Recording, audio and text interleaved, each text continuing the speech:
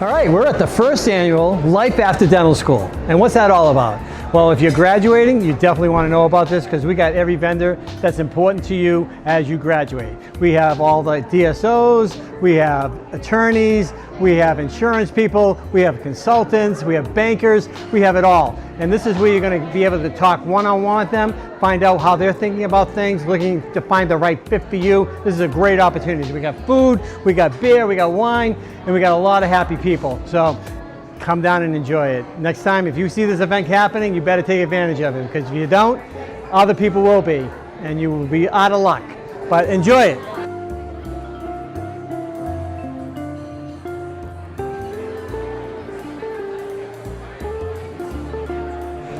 Welcome, welcome. I'm glad we have quite a few people here. I'm glad you guys were able to make it tonight.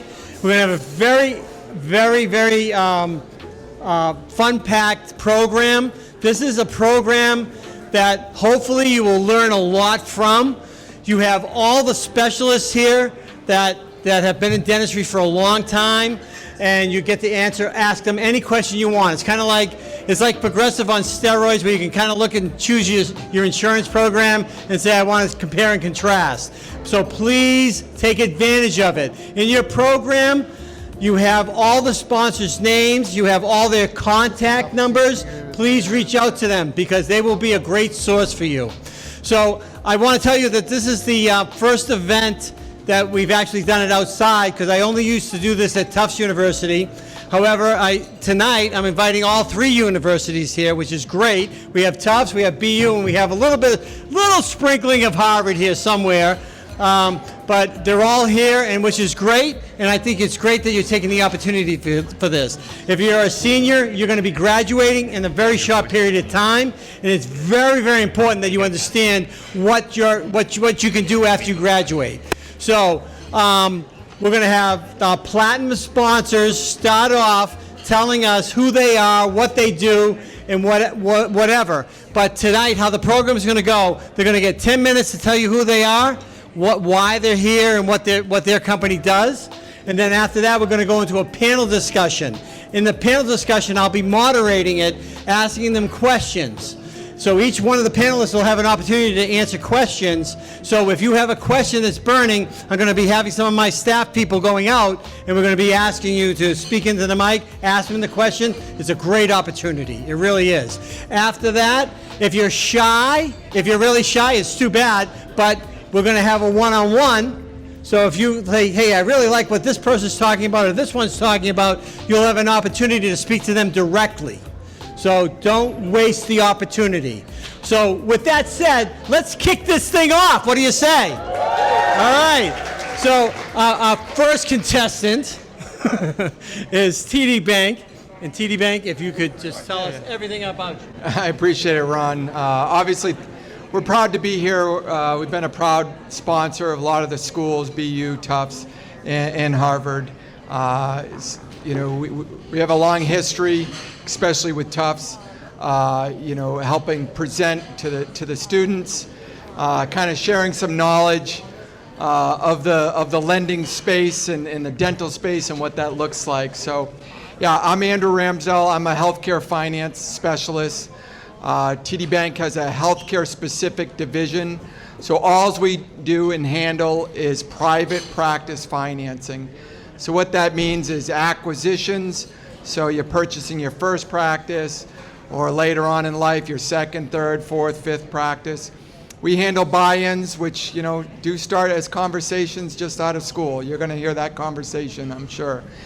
And then as you own a practice, we're helping guiding you through whatever those needs are: equipment, expansion, relocation, ground-up construction. And then actually at the end of it, we do help a lot of sellers position themselves, and clearly it's full circle because we know students graduating or have graduated a couple of years later, and we try to connect them. So, being in this space, I've been doing it for 26 years with our bank. I don't think you'll find probably a more seasoned lender. I had hair when I started, but yeah, I know. So what it does to us, Ron, huh?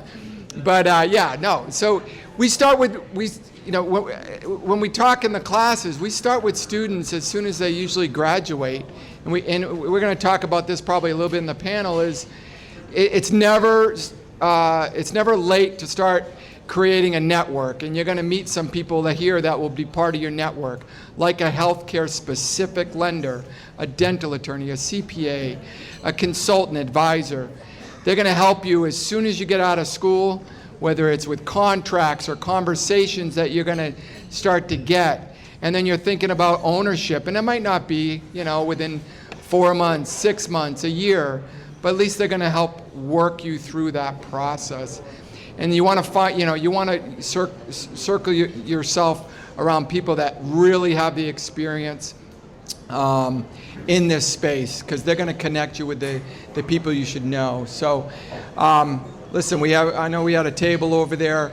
My information is there. I'm on LinkedIn. You can follow me in case you don't have a question or you're shy tonight, because you can always call, text me, email me. And once again, it's just about providing guidance, explaining to you, hey, don't worry about your student loan debt. I've rarely seen that an issue of financing. Buying that first house. We have the programs that you're going to hear about.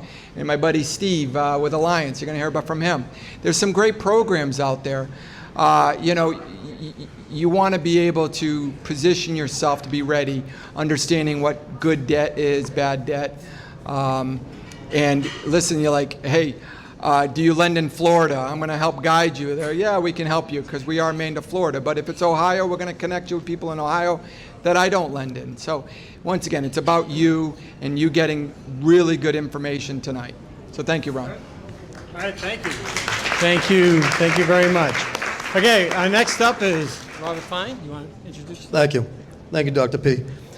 Welcome, everybody. It's a great event. Dr. Perry planned his wedding tonight. Caterers, florists, vendors, all good. Thank you all for being here. My name is Randy Fine. I'm a graduate of Boston University 35 years ago, School of Management. A lot of terriers in the room, that's good.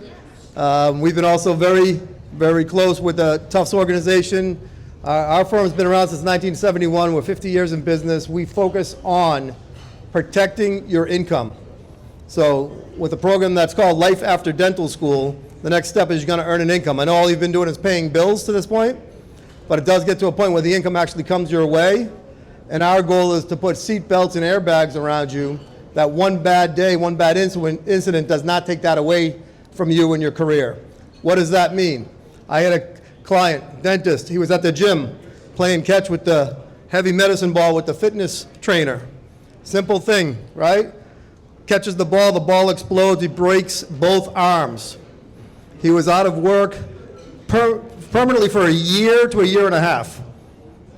How does he get paid? You get paid to go to work and perform. He could not do that. Fortunately, he had a policy with us that was disability insurance that covered his income. So it's not just during work hours. You could be in an accident, an injury, slip and fall on the ice, bang your head. You're not that same practitioner anymore.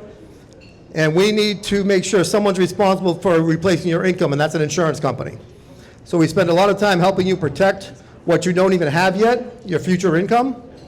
We help you with life insurance. If you have a loan, the banks are going to lend you money to buy a practice, join a practice. They may require you to have a loan protected with life insurance because they don't want all the dental equipment in the office space. If something were to happen to you, they just want to be repaid for what you're borrowing. So the earlier you start with these programs, there's discounts. While you're still in school before you graduate, if we connect with you, we have a few clients already in the room. They know 10% discount for being a student applying for coverage. That stays on your policy forever, so just because you got in early. And a lot of the insurance companies will do a no income verification on your initial disability insurance policy. You don't have to prove that you have a job yet, which a lot of you I spoke with tonight are still in the process of obtaining. We can still have you insured even without a job, that your income will be replaced that you don't even have yet. So very important to start early. It's based on your age, your health, and the sooner you do it, the better. I had another client, a dentist in the North Shore that's going through breast cancer right now. She can't be around germs, right? So our disability policy is paying her income.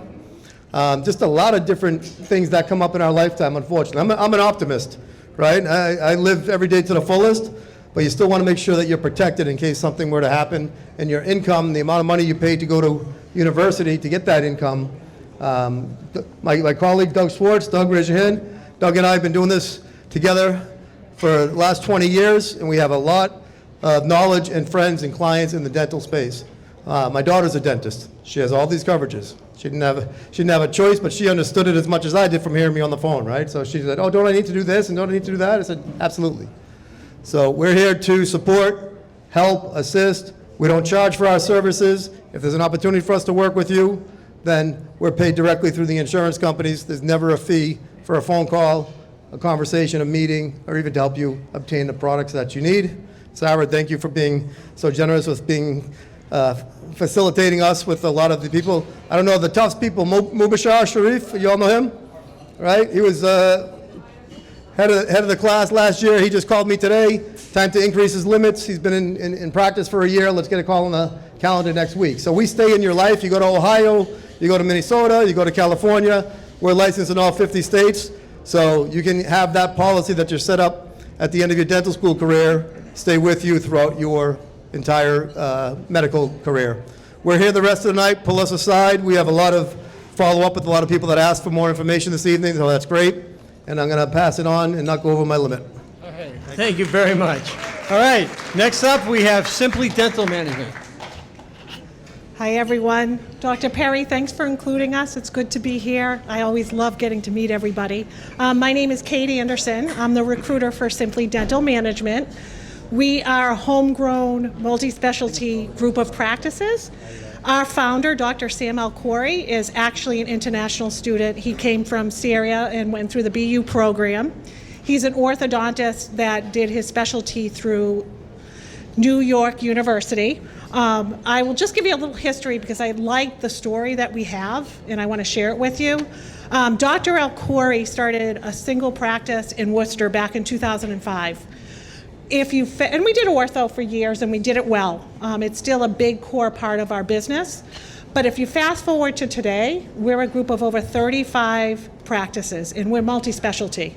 So we've got general dentistry, we've got perio, we have an endo group, we have oral surgery, and we're really focused on keeping the quality and rapport with patients intact.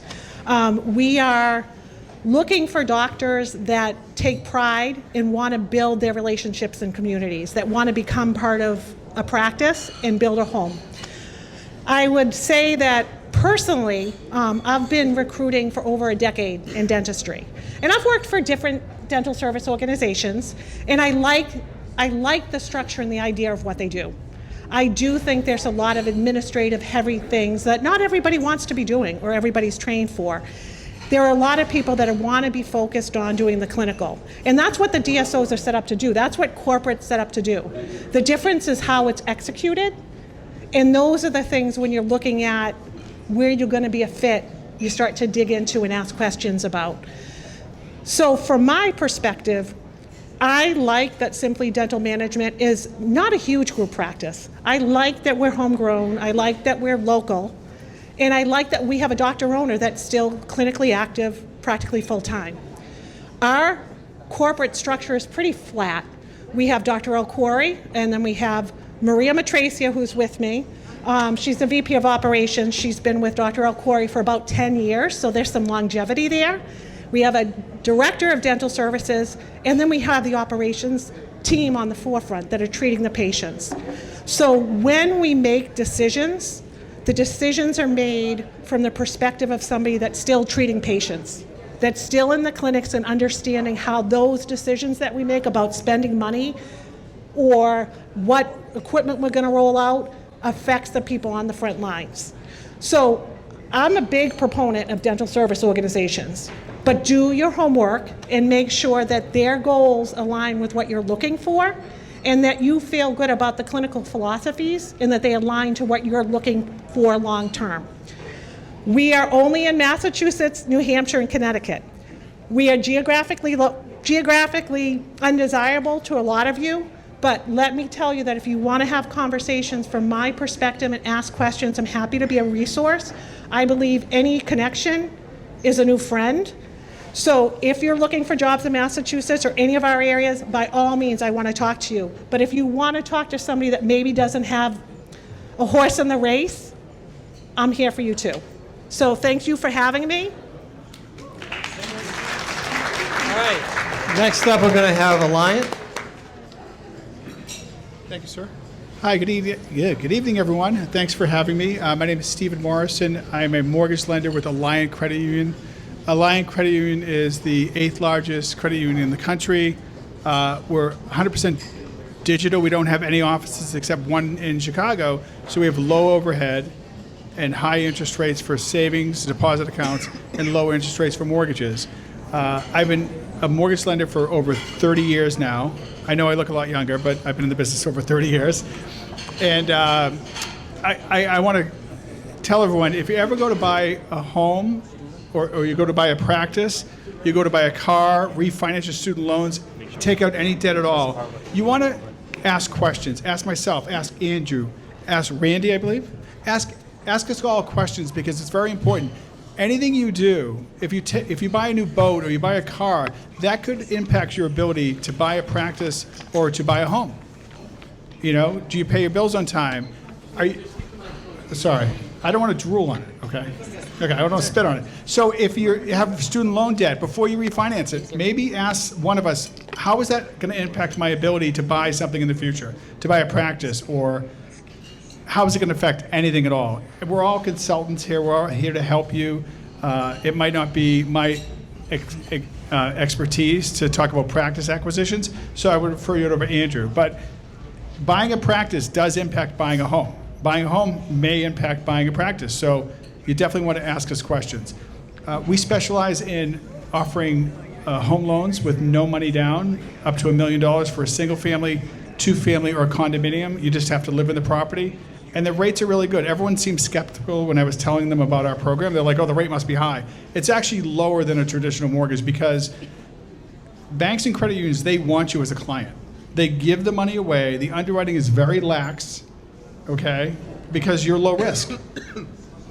So, if you have any questions, let me know. I have a table set up there. I have flyers. You can call, email, text anytime. Thank you very much. Thank you. All right, next we have PDS. Hello. Excuse me. Just talk to the mic. You bet. Hi. Thank you guys for having us. This is an amazing topic that we're going to have tonight. I'll get there. So I've done these topics several times before, and this is one of the best ones, especially coming into the end of your journey, as you guys can see the light at the end of the tunnel. So this is great. My name is Jacob Kramer. I'm with Pacific Dental Services, now called PDS Health. You've probably heard both names at some point. I'm going to give you just a 2-minute tour of our company, how we started, where we're going, and where we currently are as well now. I really loved what you said earlier, too, about doing your research and figuring out what's the right fit for you, because there's many ways to practice dentistry successful, and they're all right. They're all right. So figure out what works for you and the people you want to be around every day. We started around 30 years ago, give or take, in Southern California. Our founder and CEO, Steve Thorne, began with one owner-dentist partner, Dr. Carol Gazal, and they're both still here today, leading us on our journey actively, clinically, and operationally. So our model is a partnership model, although you don't have to be a partner to work there. I'm sorry if I'm blocking your good view there. So as we eventually grew from 1 to 2 offices, they figured out they had a little bit of a rhythm, they knew what they were doing, and expanded beyond California. 30 years later, we're supporting over 800 owner-dentist partners in 1,100 offices across the country, including here in Massachusetts, with Dr. Falone over here, who's going to be on the panel later on as well. So a big journey as we grew. We also have specialty partnerships now and medical offices, which is a new venture for us as we've grown. So pretty big platform at this point. The platform's success is predicated really on 2 pillars, right? Our operational model and our culture. The operational model has many components. At the key of it is our patient experience. That is by far number 1 for us.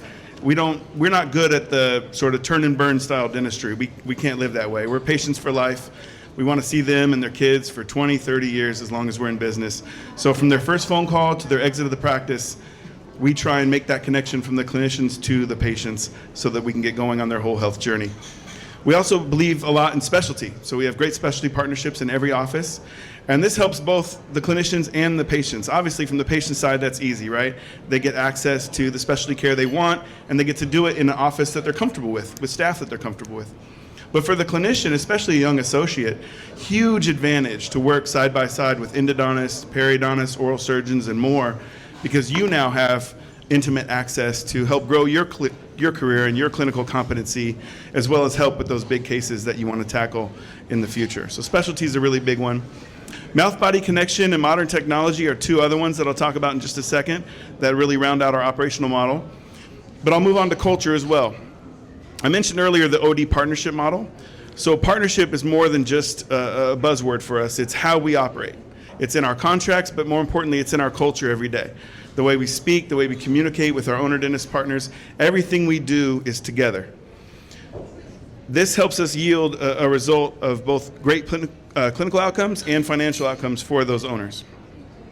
Now, speaking about life after dental school, I'll illuminate a little bit about the path of what it's like to be a dentist or how to start. Dentists will start with us as associate dentists, and you'll work directly for a local owner dentist, which will help give you the great balance of both, intimate mentorship, local, and autonomy that you want and crave especially as you grow your career. After a while, some dentists choose to sort of bet on themselves, right? And partner in and buy an office with us. We don't buy existing practices. We only build from the ground up because culture is a really big thing for us. So after a while, associates might choose to become a partner. You don't have to. But if you do that, then we find a location together and we go to battle and make it work as a team. So partnership's a big deal. Clinical leadership's another thing I want to touch on. I mentioned Dr. Ghazal earlier. She's our very first founding owner dentist, still with us today. She leads what's called the Clinical Council, which is a group of about 10 to 12 owner dentists from around the country that helps set our standards clinically and help lead us to the future with different technologies and different treatments. So we're very, very clinically led, clinically owned, as a matter of fact. Not only do the offices owned by clinicians, but so are the regions, and so is the company through stock options and things like that. So clinical leadership's a big, big deal in our culture as well. I'm getting clocked. I'm getting clocked now. It's like the Oscars. Okay, so I'll circle back and finish up with mouth-body connection and technology. I mentioned that earlier, right? Mouth-body connection is something we believe in wholeheartedly. I could not do it justice out here for just a couple of minutes, but it is our way of helping to elevate dentistry through comprehensive care and really an ultimate journey of whole body health for the patient. I mentioned we do have medical offices as well. That's part of it. We also partnered with Epic, which is the largest EHR in the world, really. And that's helped us, again, really create a synergy with PCPs and GPs all over the country. So mouth-body connection will continue to be at the forefront of who we are to help patients along their health journey. We have about 5 or 6 people here with us as well. So all night, if you have anything you want to double-click on or dive into, feel free. We'll be here. And some of us you'll find at the bar, I'm sure. Others mingling around wherever you want to be. Thank you. Thank you very much. Thank you. Okay, our next up is Aspen Dental. Hello, how's everyone doing tonight? Awesome. My name is Elizabeth Ferreira, for those that I haven't met. I've met a lot of you, though. Clap your hands if you've been to an Aspen Dental event. Okay, pretty good, pretty good. So I'd like to start off with thanking Dr. Perry, as well as Marcella, Flavia, and all of the students that helped coordinate this event. Events like this are quite complex to be able to organize, so I really appreciate you bringing everyone together on National Dentist Day. Who knew it was National Dentist Day? I can't think of a better way for you guys to celebrate National Dentist Day than coming to learn about opportunities for after graduation. I'd also like to take a second to shout out my Aspen team that's here with me tonight. I have Maeve, Mark, and Dr. Oakes in the back. Maeve is a recruiter, so she works with you guys in your 4th year to help navigate the best opportunity for you. Dr. Oakes is a Tufts graduate, and he is a multi-practice owner in Maine, so he's a great resource for you guys to chat with tonight. He'll also be featured on the panel in a bit. And then we have Mark Flaherty, who is the epitome of support.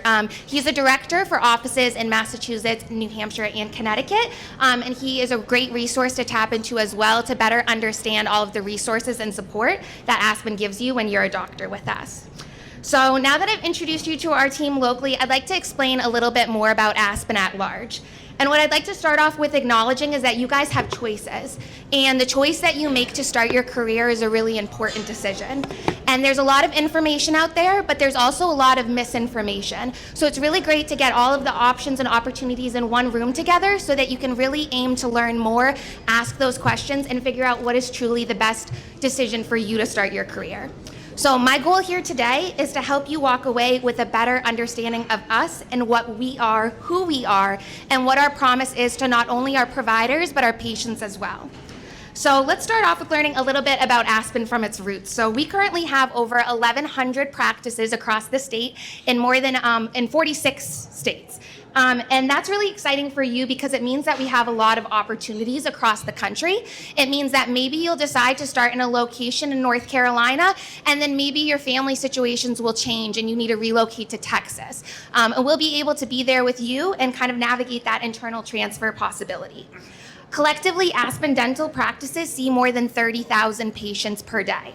And that's important for you because that means that if you work with Aspen, you have a steady flow of patients that are in desperate need of your care. And when you join Aspen Nation, you join a huge community that I like to call Aspen Nation. So we stand more than 14,000 team members strong with over 1,800 dentists in our network. So when you join Aspen, you're never alone. You're part of one of the biggest communities of collaboration that I've ever seen. And it's incredibly meaningful when that comes to your development as a doctor, especially early on in your career. So we are a DSO, a dental support organization, but we're very different from most DSOs. We have a lot of similarities, but we also have differences. So if you see an Aspen Dental practice and you're not in the dental world, maybe you think Aspen Dental owns all of these offices, but we don't. They're owned by their own doctor. So they have their own LLC, their own corporation. It's their practice, but they outsource the business side to the Aspen Group. So we handle all of the back-end stuff for doctors so they can focus on what they went to school for, which is dentistry. We provide Aspen Dental owners with guidance, but they call the shots for their own practice. We like to call ourselves a yes organization, and you might be asking, well, what does that even mean? From where we open our offices to our pricing strategies and everything in between, it's all designed with our patients in mind. How are we able to take friction out of the system to allow more people to gain access to the care that they need? We say yes to the challenge of breaking down barriers to allow patients access to everything in everything that we do. From providing patients with financing options, to being open a late night a week, to being open one Saturday a month, we always try to function with a yes mentality. So that leads me to my next question. With us being in the game over 25 years and over 1,100 locations deep, what exactly got us here? And if you ask me, there's really three things that come to mind. First is that we have a deep understanding of our consumers, who are our patients. Secondly, we have a model that truly works for our providers. And lastly, we have a strong purpose-driven culture.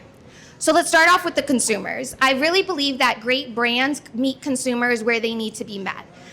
If you talk to an Aspen Dental doctor, they're probably going to say that the majority of patients they see are blue-collar workers, somewhere between the ages of 40 and 65, but that's not to say you won't see younger or older.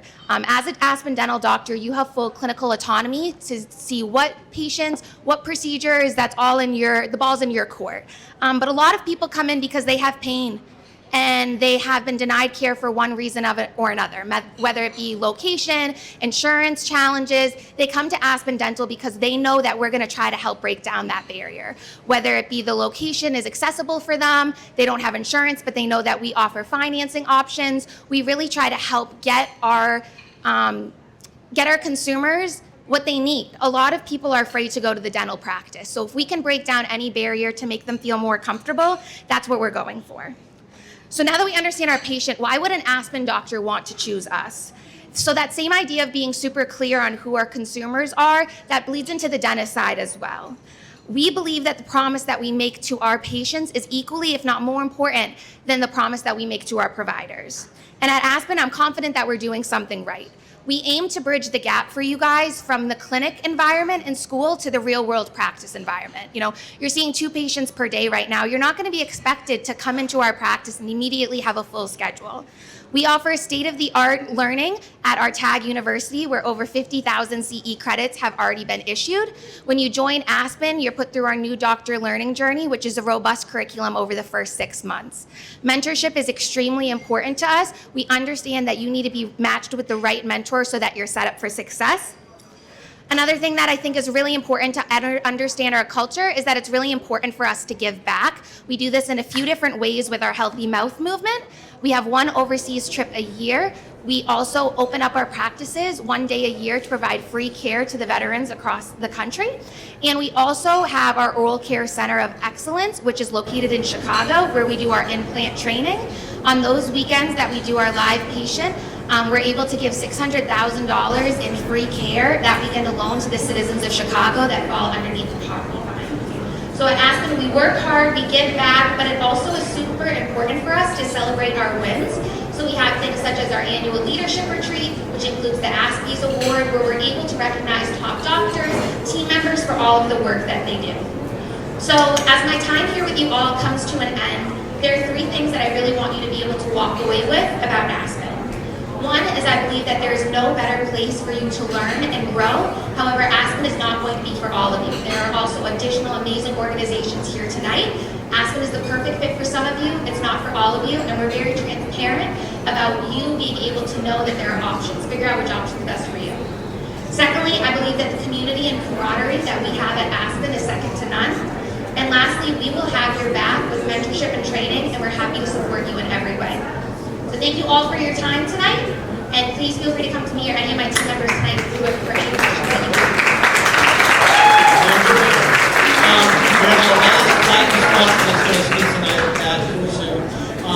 And after that, I'm going to have each one of the sponsors, before we do the panel, to give them 1 minute. 1 minute. And I mean really 1 minute to tell you who you are, what you do. But anyway, Patrick. Thank you, and thank you, Dr. Perry, for having us. What a wonderful lineup for everyone here. My name is Patrick here, CEO and founder of Aspen Dental. I'm excited to tell you, and I commend you on what you're doing and where you are in your career, because the next 20 years in dentistry is going to be better than the first 20 years that I faced when I graduated from dental school. The supply demand is increasing. It's fantastic. The evolution that we've had in dentistry in the last, in the last years is outstanding. So I'm excited for you. I wish I was in your shoes. At Passion, I want to tell you one of the things that to consider when joining a group. They're all outstanding group, and culture is very important. When you associate yourself, whether it's going to be a private practice or whether it's going to be a group, it's important to associate yourself with a group that you feel the culture is going to fit, that there is mentorship, that there is collaboration, because those are important items. Are you going to be supported? So I would say when you're considering interviewing with a group, any one of us, we're actually located, as far as we're concerned, in Mass, New Hampshire, Connecticut, and upstate New York. We have a little bit over 60 locations. Some are specialty locations, some are multi-specialty location. And so we're branded differently. It's not one brand, although I'm a big fan of Bob Fontana at Aspen. Yes. So they're all great group. So one of the things I would consider when you want to join is there a path of ownership? You start as an associate, and then you ask yourself, can I become an owner down the line? And if yes, what are going to be the conditions? And will that ownership yield distribution? At Passion, like in some of the groups over here, we have ownership that yields distribution, meaning that not only are you compensated based on the dentistry that you do, but you also get some distribution that's based on the practice level distribution. We're actually going to have a little bit later a couple of partners from our organization, Dr. Parker and Dr. Philippe Farr, that is going to come.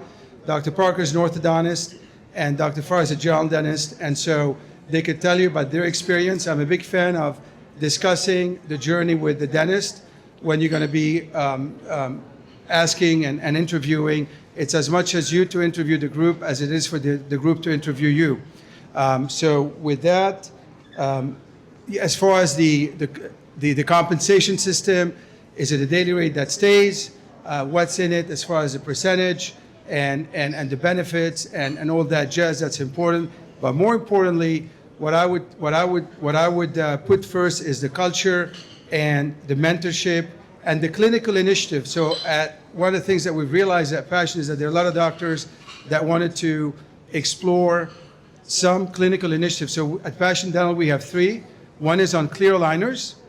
So we have a big program on clear aligners that we have with Invisalign as well as with Clear Correct from Straumann.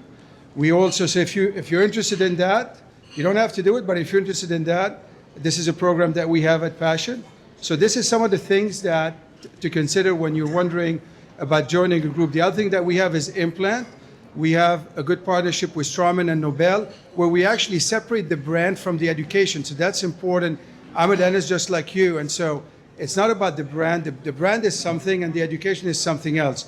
So we have both programs going on. The important thing is that we want you to be comfortable, and is there something like that? So we have this with as far as the implant program. And the last one is some sort of a mini residency with a couple of pediatric dentists, in case you're a general dentist that want to do children dentistry or pediatric dentistry. So we have that as well. So I think it's important to visualize and see whether or not there are any clinical initiatives in the group to be able to build on that, because it's a tremendous, you've learned a lot, this is great, but there's still a lot to learn and to invest in yourself. And so I'm excited for you, whether you're going to stay in this area or going to go around. We're available here. We have a couple of wonderful ladies in the back.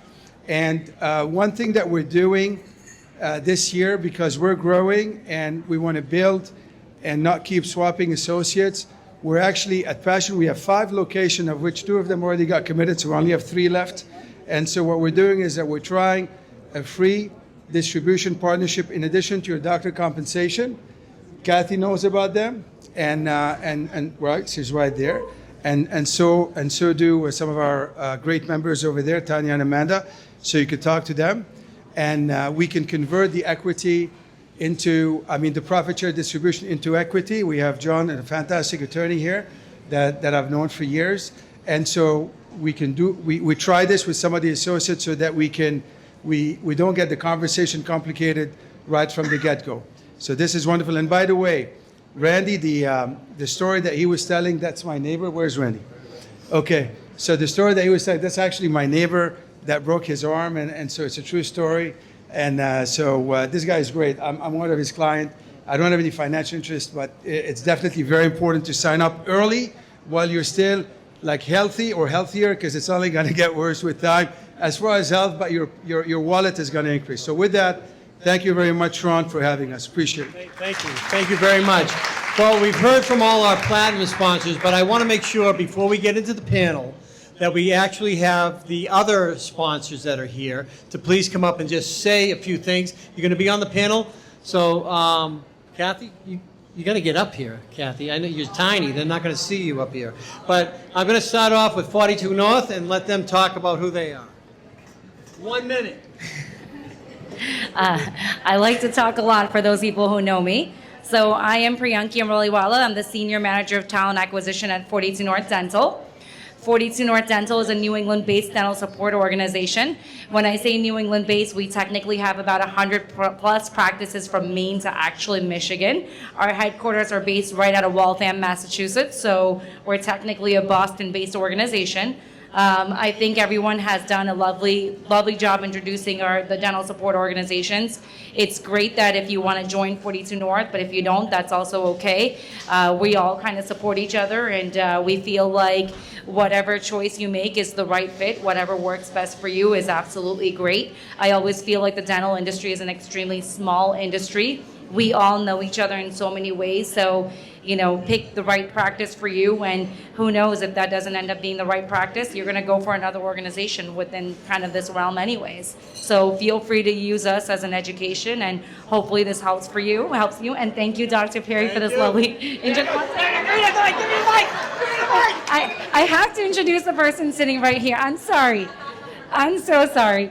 I have to introduce Dr. Arjun Chaudhary here. Arjun. Thank you. Hello, guys. Good to see you, everyone. I'm a general dentist, graduated from BU in 2021, and it's really exciting to see so many of my fellow graduating colleagues, and a lot from BU. So I'm here to answer any questions on behalf of 42 North, if you have anything.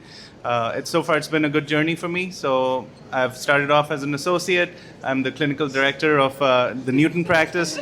So any questions, just feel free to reach out. Hopefully, I can answer them during the panel discussion. Thank you. Thank you. I know I'm militant, but I have to be because I really want you guys. There's so much information, and I want to make sure you get it all, and I want to make sure everybody has a chance to it. And the panel discussion is going to be really, really interesting. Anyway, Jonathan, tell me who you are. Thank you, sir. Well, appreciate you having me here today. I guess do I get 90 seconds now or 2 minutes now that we've moved the dial a little bit?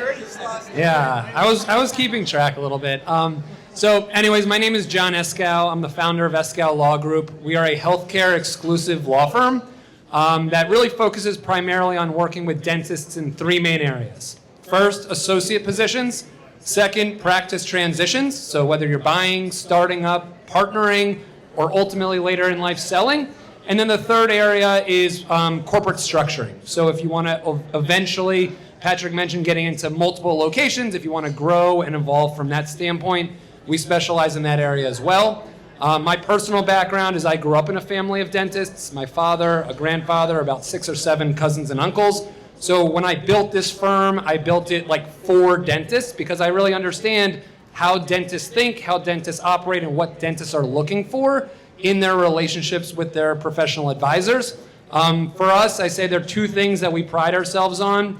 The first is being extremely good communicators, responsive, reliable, accessible, available. And the second thing is being extremely transparent in how we operate. We're transparent from a process standpoint, from a team standpoint, in terms of who's working on your projects, and ultimately, most importantly, in terms of a fee standpoint, we do everything from we do flat fees, and we are offering kind of a special for people here who are looking to go into associate positions. You can come find Connor, who's sitting right here, and she'll let you know more about the special that we're offering to everyone here today. So thank you, Ron. Thank you. All right. Tell them who you are. Thank you. I am Matt Carlston. I represent Comfort Dental. We have about 180 practices, basically from Colorado to Ohio.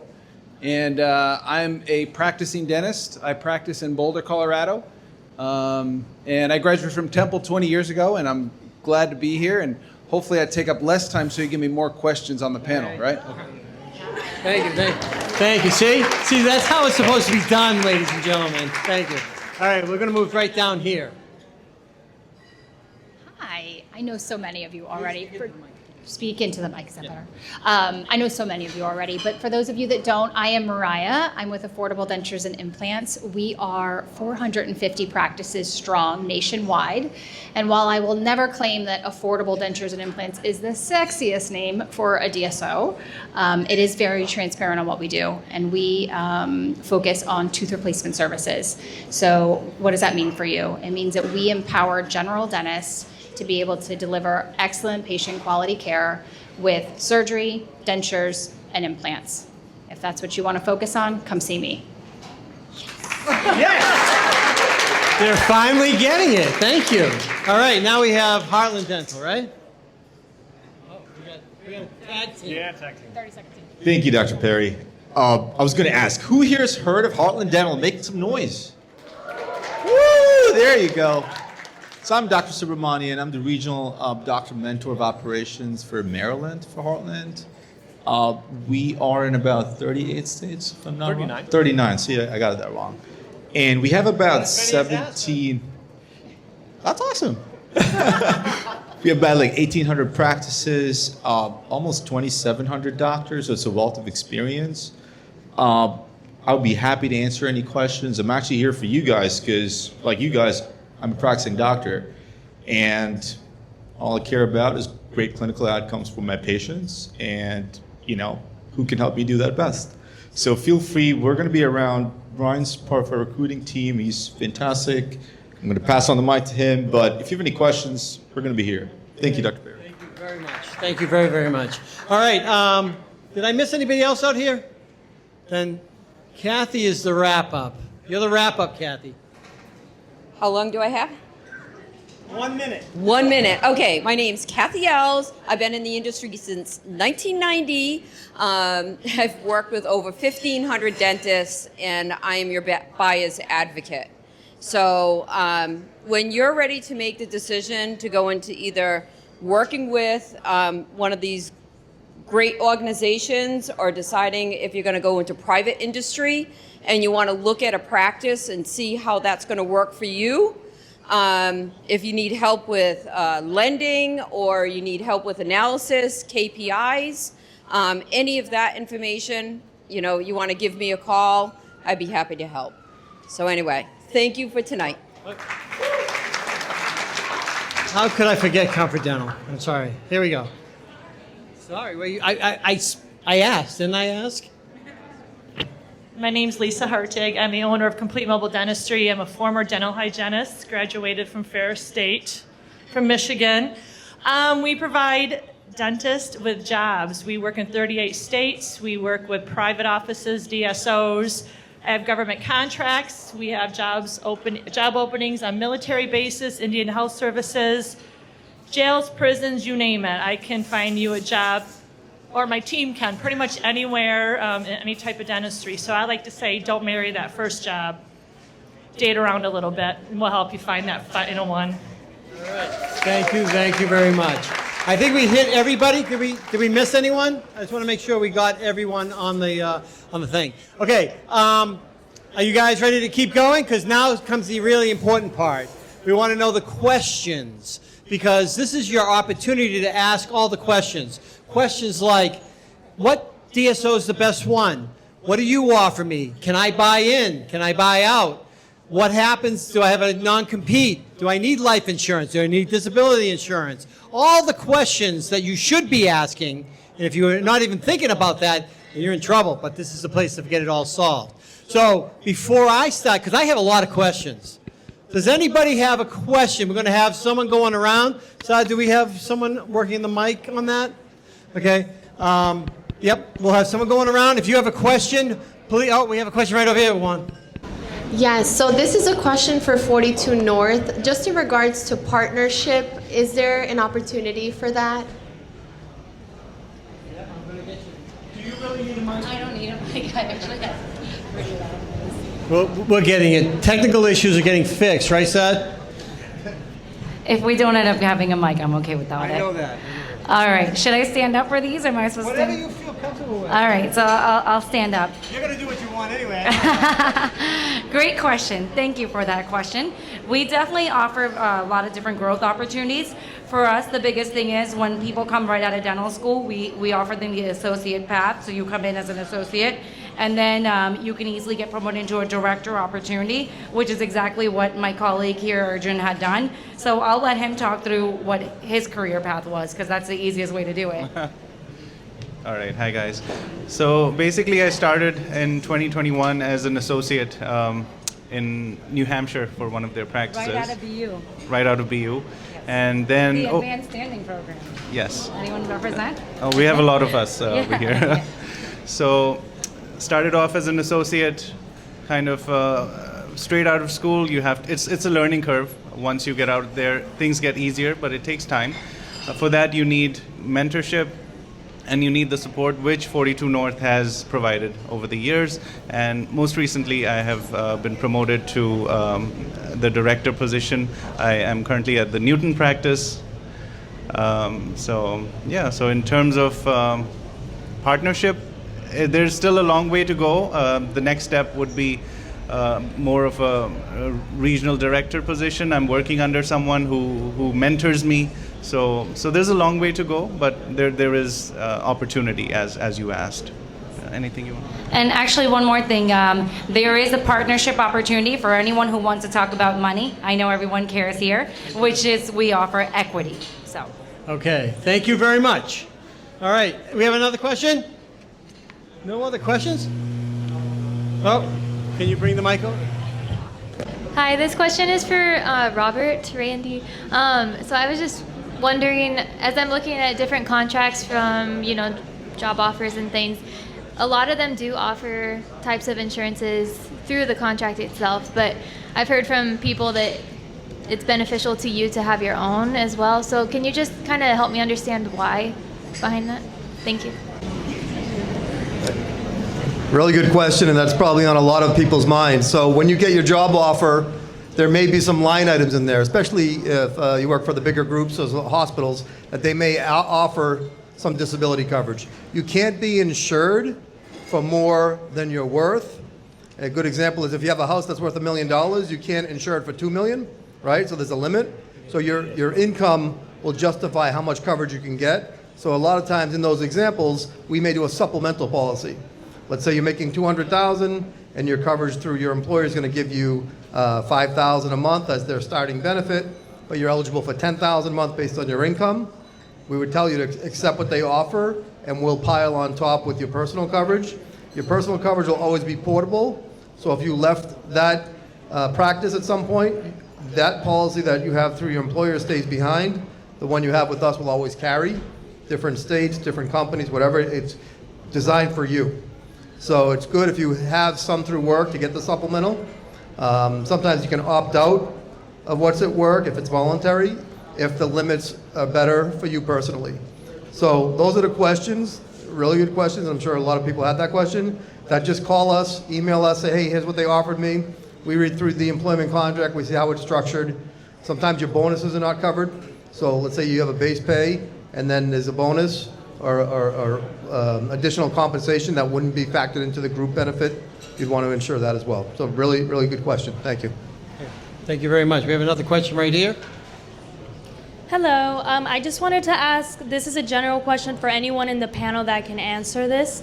If anyone can please explain a jumbo loan to us, or otherwise known as a doctor's loan, and how that works when getting a house.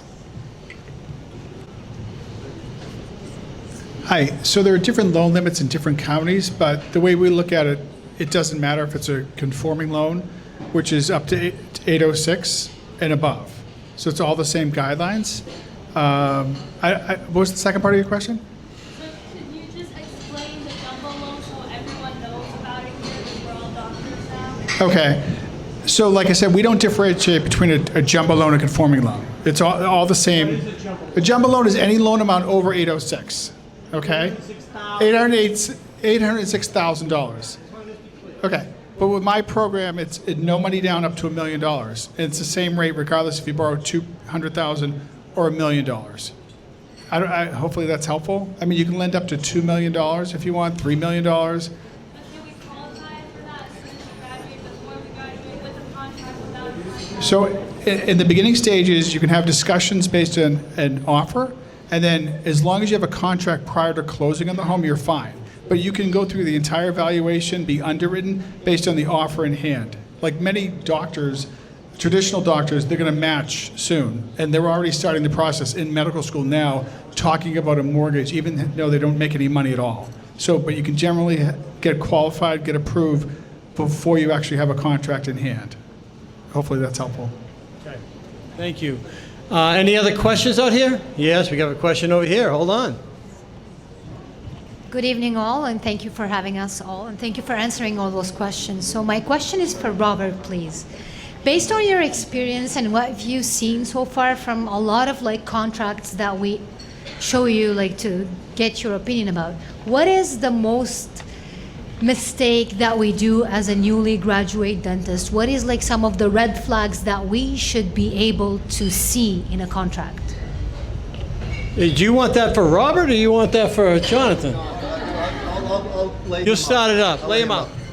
So a very good question. So we handle a lot of the financial and insurance aspects. Jonathan is an attorney who is very talented in understanding contract. What we do look at for you is your benefits that they're offering. Sometimes, I'm not saying it's misleading, but it's misunderstood. So sometimes someone will say, oh, I think I'm all set. I have this benefits. And I say, oh, send me the contract. We read it. And they're missing 3 of the 5 things they thought they had. It's not there. So it's important to know what you have, not that just that you have it, but like actually what is it? And then Jonathan would be my recommendation for the rest of it. Thank you.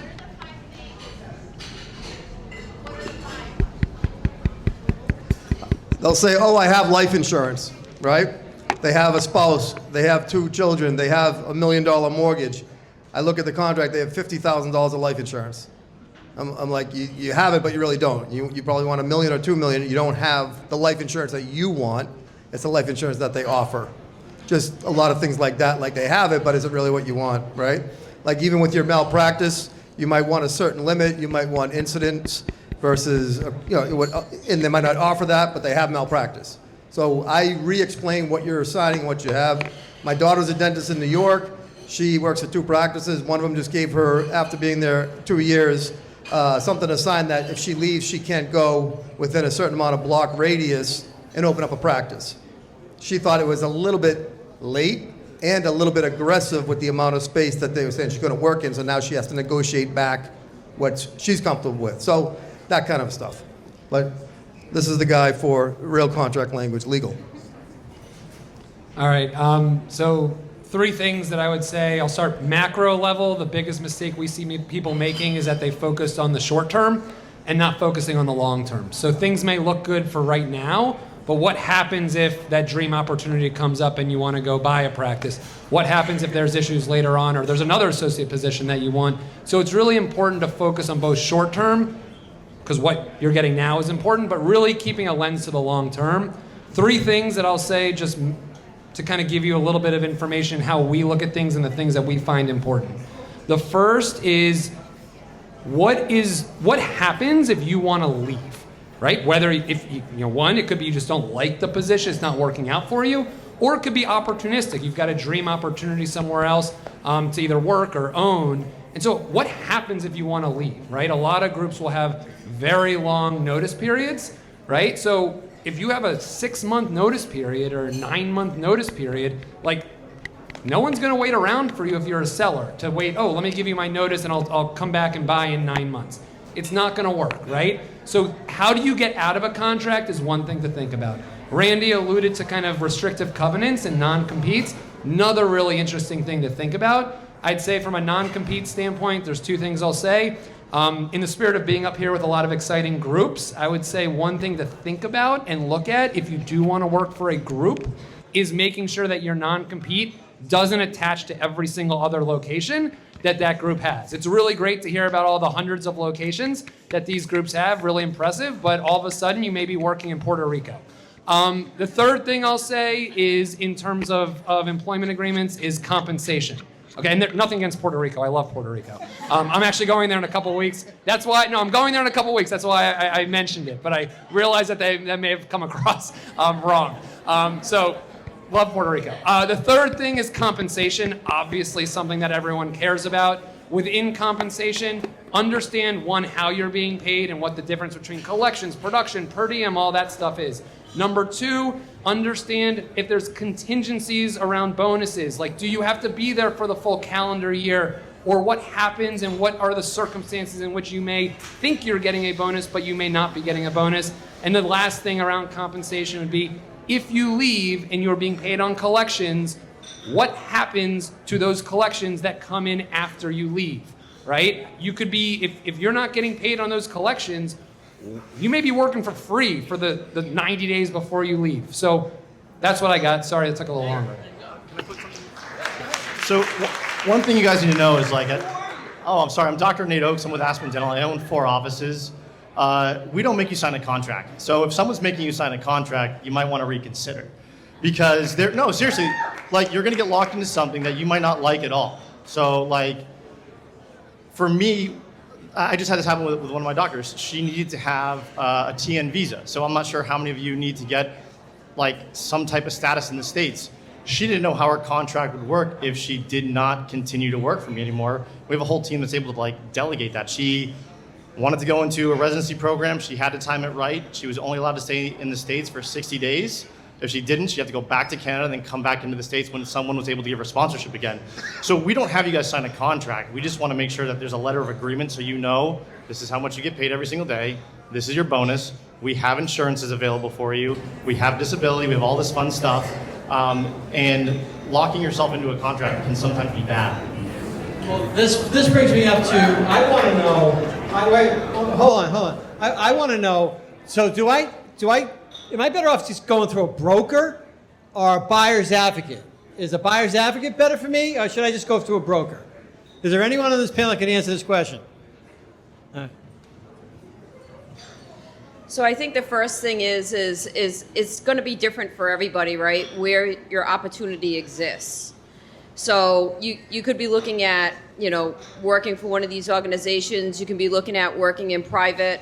As a buyer's advocate, I work for you, and making sure that, you are getting the best for what you want in your job and your career. You're the ones that have worked for where you are today and where you'll be going and what you want to do, and whether it's here or it's practice ownership or it's working for somebody else.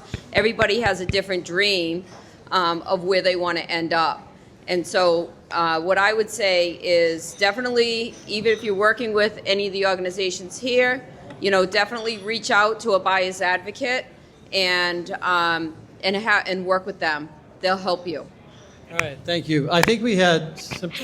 I'll go fast. I just want to say on the contract side, it's not always a bad thing to have those terms defined on both sides, because if you don't have that, you may not have protections either. So the contract can be a very important part of a negotiation and understanding what you're getting yourself into and how you're going to get yourself out and how the employer is going to treat you throughout that process. So you do want some stability. They can get rid of you as fast as you can get rid of them in that contract, without a contract. All right, thank you. I think we had, Patrick, you had something?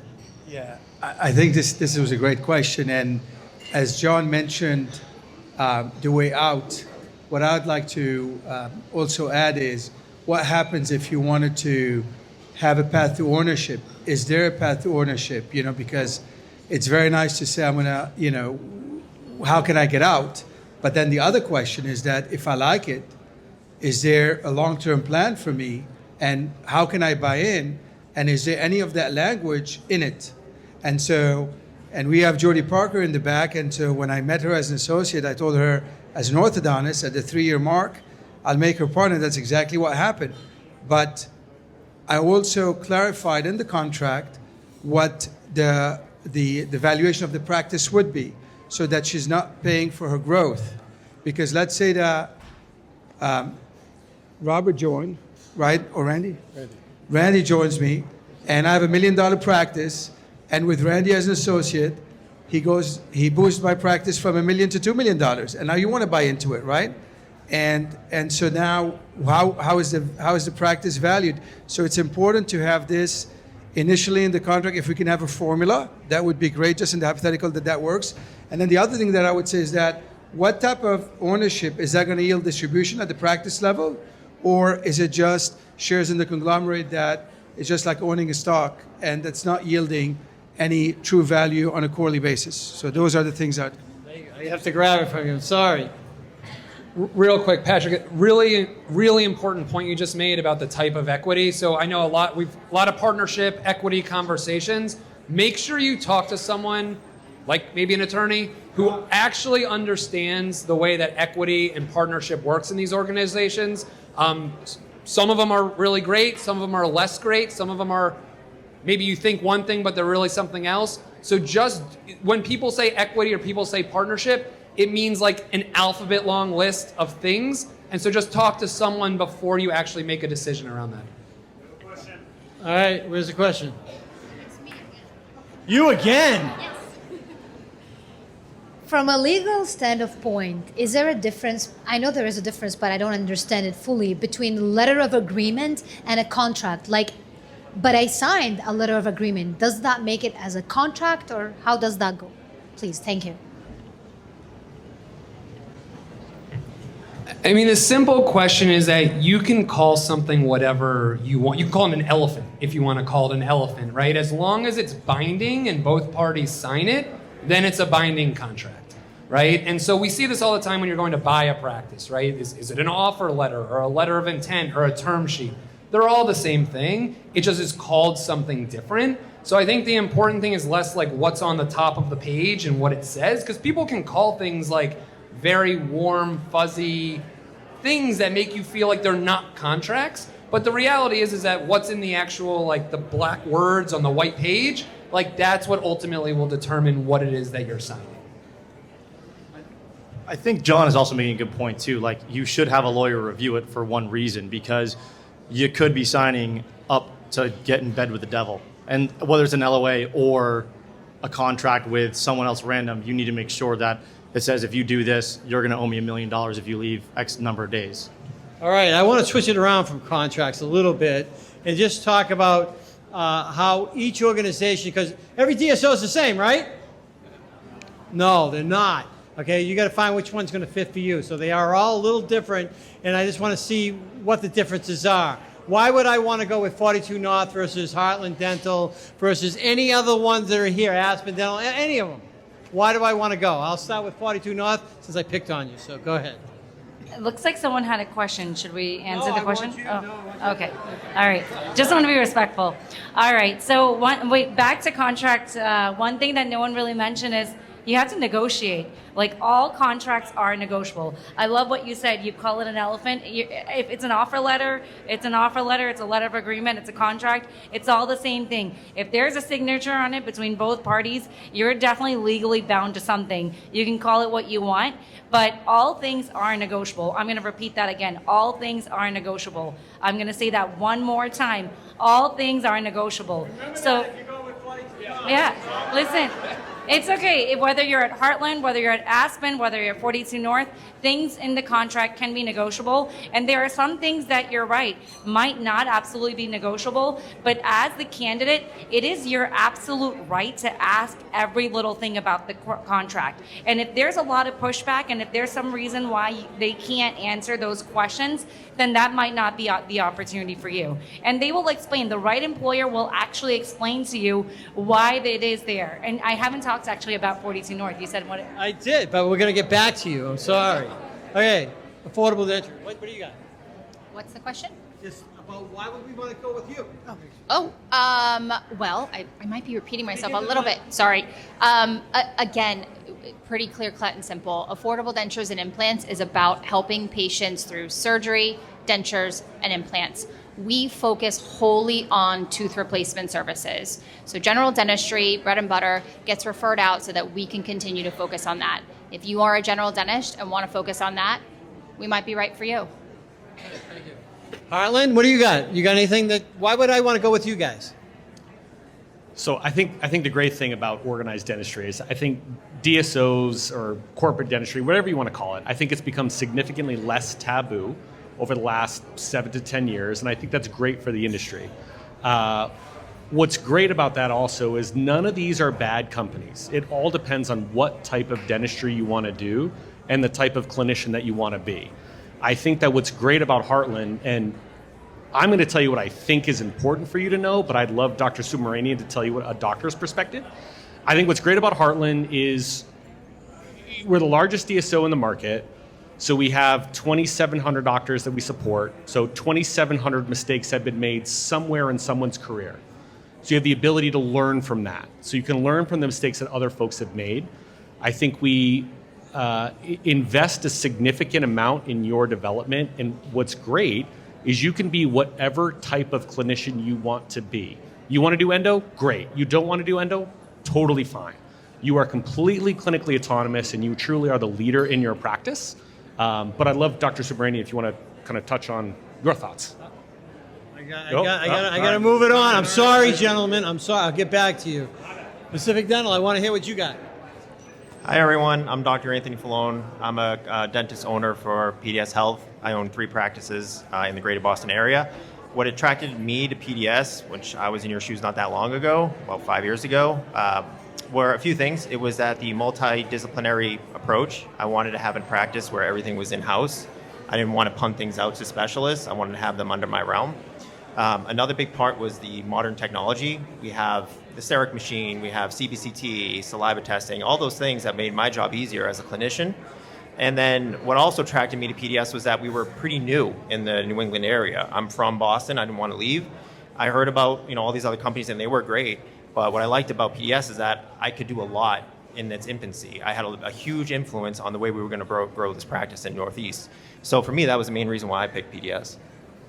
Thank you. I'd like to take some of our people over in the corner here that are being very quiet and shy. Lisa, why would I go with you guys? Why would I play with you? Why? Tell me. As I said earlier, you want to date around, don't you, before you make that final commitment. And again, there's a lot of great private practices, DSOs out there, but how do you know who you want to jump in bed with right away? So I just say date around. I'll get off that topic. Yeah, you can see what's out there. It's a small practice, it's a specialty practice, it's a high-end practice. I mean, there's such a variety out there. As I mentioned earlier, a lot of you I spoke with, we have jobs on military bases and prisons and jails. I mean, you're getting paid to help out. We can get you signed up to work with on veterans on weekends, make extra cash. So you get to pick your schedule, and you let us know. We try to match you. It is like matchmaking. So you work as much as you want, or at least. Yes, you tell us what you want, and we try to match it with what our clients want. And I think I've already said we've had contracts. We've worked in 38 states, so everywhere. So, thank you. So it's a great opportunity if you're in transition or you're moving out of state or you haven't talked with your loved ones to figure out where you want to be. That might be a great opportunity. Matt? Yeah, so like I said, Comfort Dental, we are the only full franchise dental organization that I'm aware of. We do not consider ourselves a DSO. Comfort Dental does not own any portion of any dental practices. It's owned 100% by the owners of the practice. Over the past 3 to 4 years, I have been in over 50 dental schools talking to students, and the number one concern that all students have is what? Debt, right? How are you going to pay off these $500,000 in student loans? Has anyone done the math on if you make $200,000 a year on your student loans? Have you done that math? Okay. $7,000. So if you're a W-2 employee or a 1099 employee, what do your taxes look like? Right? They're terrible, right? Ownership is the key to getting your student loan debt paid off. $7,000 a month is super aggressive, and I hope you can do that. But most people do not make enough money to do that. If you're making $180,000 to $200,000 after taxes, you might have 10 or 11 grand left. The best way to pay off your student loan debt is to make enough money to pay off your student loan debt. And making $220,000 does not pay off your student loan debt. It doesn't do it. Who thinks after 25 years that your student loan debts are going to be forgiven? I mean, it's a little bit of a shit show right now with the government, right? Like, we don't know what's going on. The average Comfort Dental doctor in 2024 made well over $450,000. We show all these statistics, right? You have to make enough money to pay off your student loan debt. Nobody on this panel that I've heard has mentioned student loan debt. And that's the biggest factor that you guys have when you're making these decisions. You have to factor in your student loan debt. All right. No one has debt in here, which is great, which is nice. There was a question you said there was out here. Who had the question? You have another question? All right. We'll give Aspen a chance and then the question. Well, we advocate for ourselves and for our doctors to come work for us. But I think the biggest thing that you guys, I think there's a question about ownership and partnership over here. You know, we have 200 offices right now that are unowned. Last year we had 54 new owners, and some of them were brand new doctors that graduated from dental school within 12 months. So if you're looking for partnership or ownership, we have that availability. If you want to come partner with me, you would come on as a mentor. I would mentor you all the way up to that process of partnering with me. And Aspen has the opportunities and availabilities for you to get the cash and financing to help partner with us. The mentorship part, everyone, all the greats that are sitting up here right now, we all have the newest technology. I'm surprised that more of the dental schools don't have like a Trios or a Sprint Ray or CAD CAM or Glidewells at the IO mills. Like, I think it's a disservice to you guys. But these businesses, the people that are sitting here, want to put that in your fucking hands right away when you get out of school. Let's just go through the market stats. About 38% of all dental practices now are owned by DSOs in this country, okay? In the next 3 years, over 50% will be owned by DSOs. So you will most likely be working for a DSO. It just depends on where you want to work for and who you want to work for. Can I buy in? Can I not buy in? Can it help pay off my student debt? Can I get a loan with my student debt? And those are the questions you need to ask all these people up here. So, yes. Those statistics are accurate, but remember, it's very geographic based, right? So in the New England area, those totally different approach, right? Much less DSO ownership. You go out to the middle of the country, much higher DSO ownership. You go to the West Coast, again, lower DSO ownership. So while I agree with you that consolidation, DSO is not a bad thing, right? It's just the way that the industry and the world is now, and it's a big part of the way that dentistry is being delivered, and there's no such thing. It's not like all DSOs are bad and all private practice is good. There's good and bad DSOs, good and bad private doctors. The reality is that where you are geographically will also dictate like how consolidated a region is. Okay. Yes. One quick thought I had is we're all talking about how you can join as an associate and work your way up. There's a lot of you in the advanced standing or international programs here that are already coming with so much experience, both on the clinical side and the leadership side. If a role above and beyond an associate role is important to you, then fight for that. At Affordable Dentures and Implants, you can join directly as a managing dentist, as a regional director, even as an owner in some circumstances. So if that's one of your priorities, make sure you don't compromise on that. And we have student loan assistance programs. All right. What about Pacific Dental? What happens there? Yeah, I mean, I think what they're saying is spot on. As an owner, that's really where you're going to make a dent in not only your student loans, but just in life as you progress. When I graduated dental school, I had a family that I had to support. I did spend a year in private practice, and I wasn't offered insurance. I wasn't offered a 401k. So when I went to PDS Health, I had all of those benefits. And when I signed on as an owner and started hitting distributions in my office, that's when I was really making a dent in student loans, buying a house. So you have to really make sure that if you're going to join a DSO, as an associate, you can do well, but the real fruits of your labor is when you become an owner. All right, well, we've heard from some of the big players. Let's talk, I don't want to say smaller players, but let's say that not as many offices. Let's just put it that way. So what would Simply Dental, what would it look like? I think one of the things that makes us unique is that our practices are unique. We're not huge. We don't have the scalability that some of these other folks have.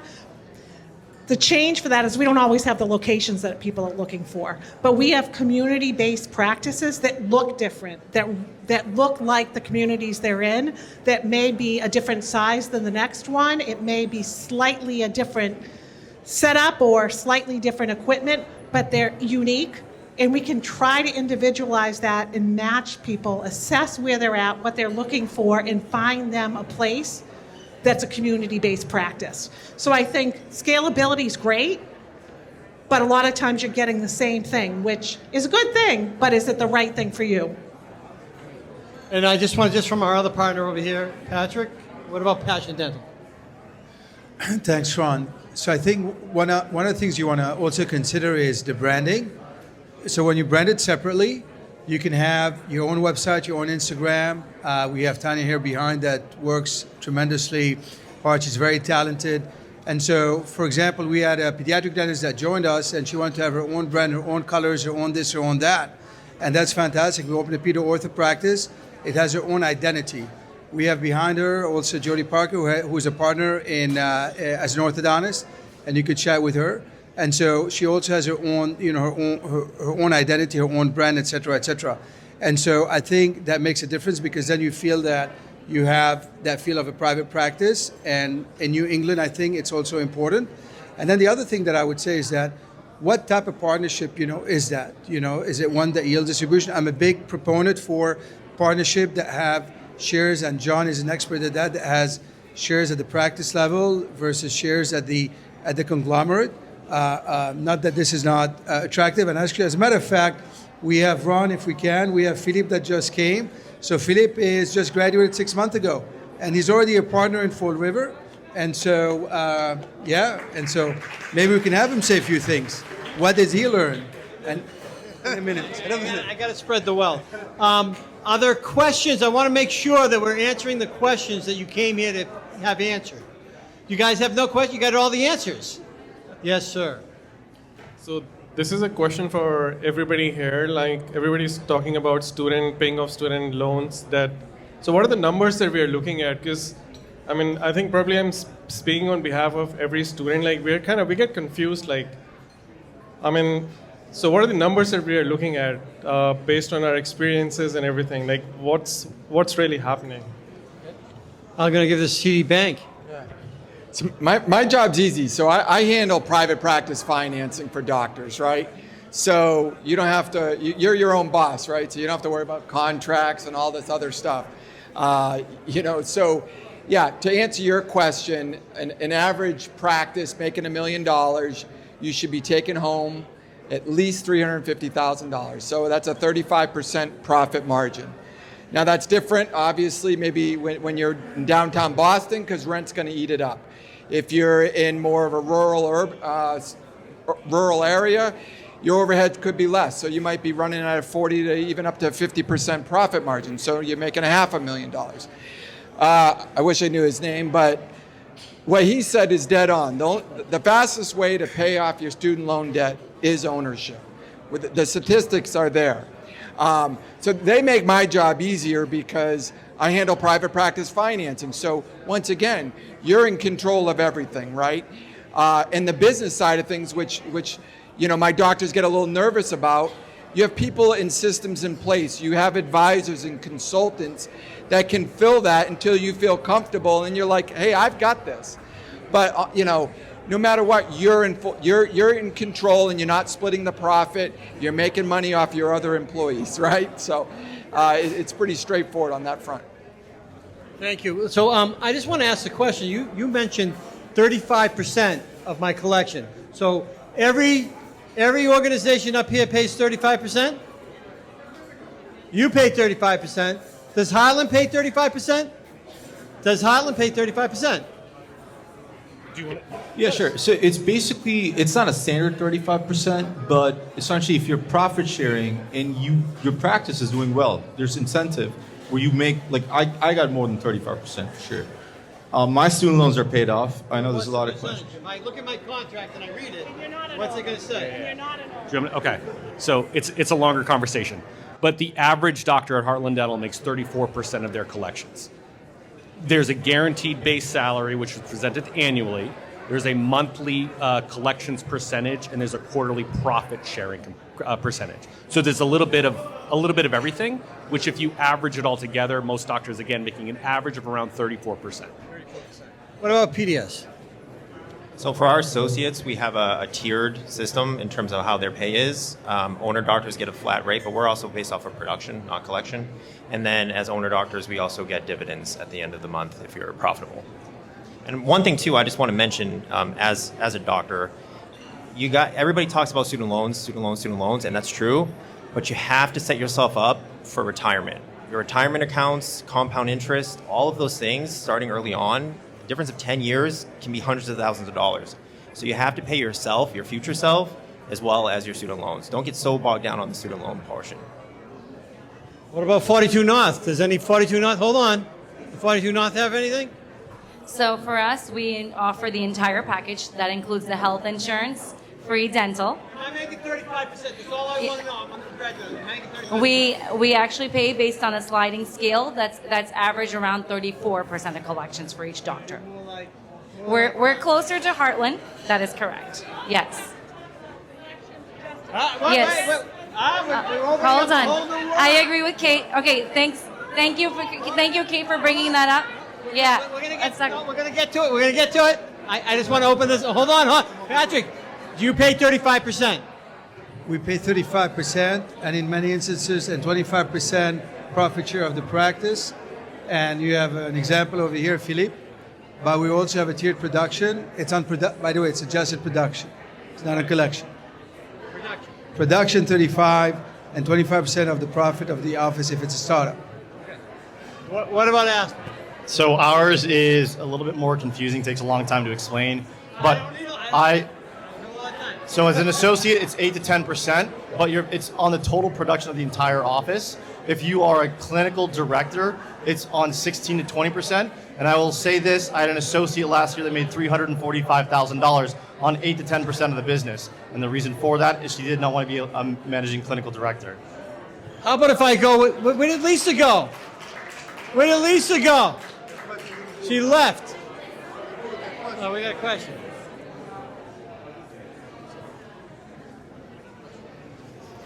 I'm not sure if this is I'm not sure who can answer this question, but if you can, okay. It was in regards to the student loans in regards to consolidating. Is it recommended, not recommended, pros and cons to consolidating and refinancing student loans? Steve, I'm going to give you a shot at it, buddy. This is it. Well, it all depends on what your payment's going to be and what you're comfortable with. I would highly advise you not to have a $7,000 a month student loan payment because that might disqualify you for a lot of things in life. Planning for retirement, buying some supplemental insurance, things like that. So I would not refinance so that your payment is that high. And again, before you do anything, before you consolidate, before you refinance, talk to one of these professionals up here. They'll give you some guidance. I'm going to give TD Bank a shot at this. Should we consolidate the TD Bank? Yeah, so usually what we say is, don't go to interest only. If you consolidate, obviously you got to look at the terms. What's the amortization? What's the interest rate on that? Most of our doctors are in the income program or the SAVE program. I think Steve's right as far as what the monthly payment is. Is it reasonable and it's not really strapping you? But bottom line is you should start paying, even if they're starting to be deferred, you should start to look at it out of college and start making principal and interest payments on that. Do any of the organizations actually pay for your student loans? Well, so we can help you refinance them, but I wanted to get back on the collections piece real quick. Non-Heartland comment. When you're looking at contracts and you're looking at compensation and you're provided we're going to get X percentage, a very important question you need to ask is percentage of what? Because 35% of collections is great, 40% of collections is great, but if your practice doesn't collect anything, then what's the point? So you want to look at a couple of things, right? Look at how the practice is collecting. Look at if there is a practice that is participating with insurances, what are they getting for a crown? 40% of a crown is great, but if the negotiated rate for a crown in that practice is $400, what's the point, right? So when you're asking your percentage, it's of what and what is taken out of that? Are you responsible for labs? Are you responsible for supplies? Are you responsible for your dental assistant's wages? A high percentage is awesome, but of what? Good point. Kathy, you got anything to add as a buyer's advocate? So when you are looking at a practice and you have your student loans, I know when I was a lender for many years, the highest student loan I seen was about $890,000 versus, if you look at somebody else, the average loan is about $300,000 when you take ownership. So when there is, when you have higher personal debt, being that the loans, it really goes back to your production and how much you're collecting. okay, to base your salary on how much you can afford. So just keep that in mind. It's not like an absolute number. Does PDS do anything with student loans?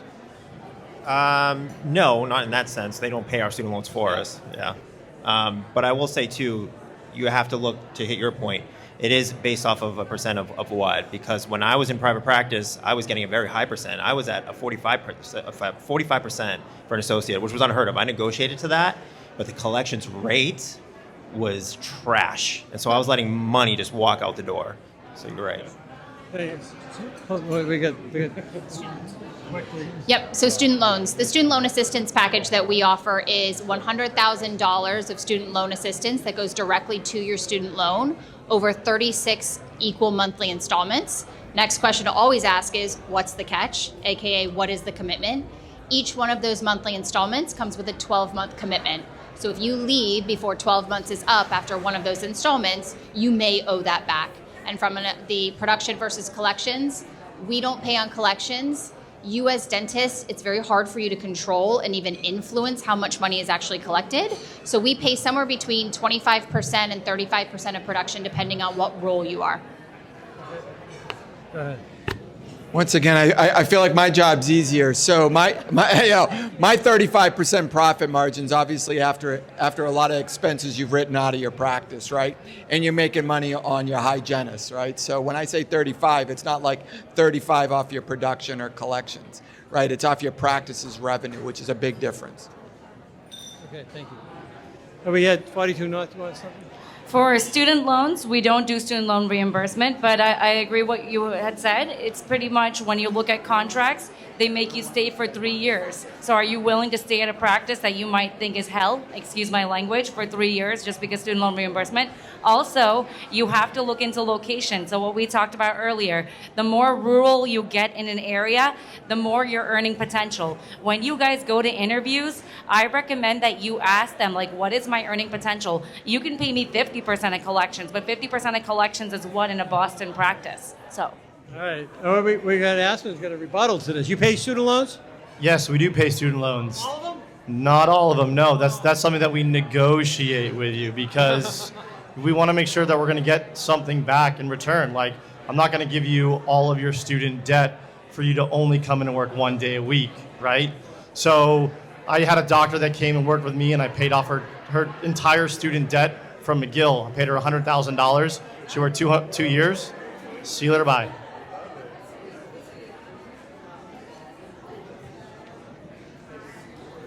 All right. Do we have any other questions out here? You guys should have a lot of questions. I mean, yes. Valentina, you're the only one with questions in there. Are you doing it for a group? Yes. I'm asking their questions. Okay, all right. For sure. So this is for my future dental attorney. I just wanted to know, for me to give you my contract, for you to read over it and explain it, do I have to pay for this service? Do I have to pay per contract for this service? Or do I have to hire you for the whole year? Or how does that work? Well, you look expensive. That's what my wife says too.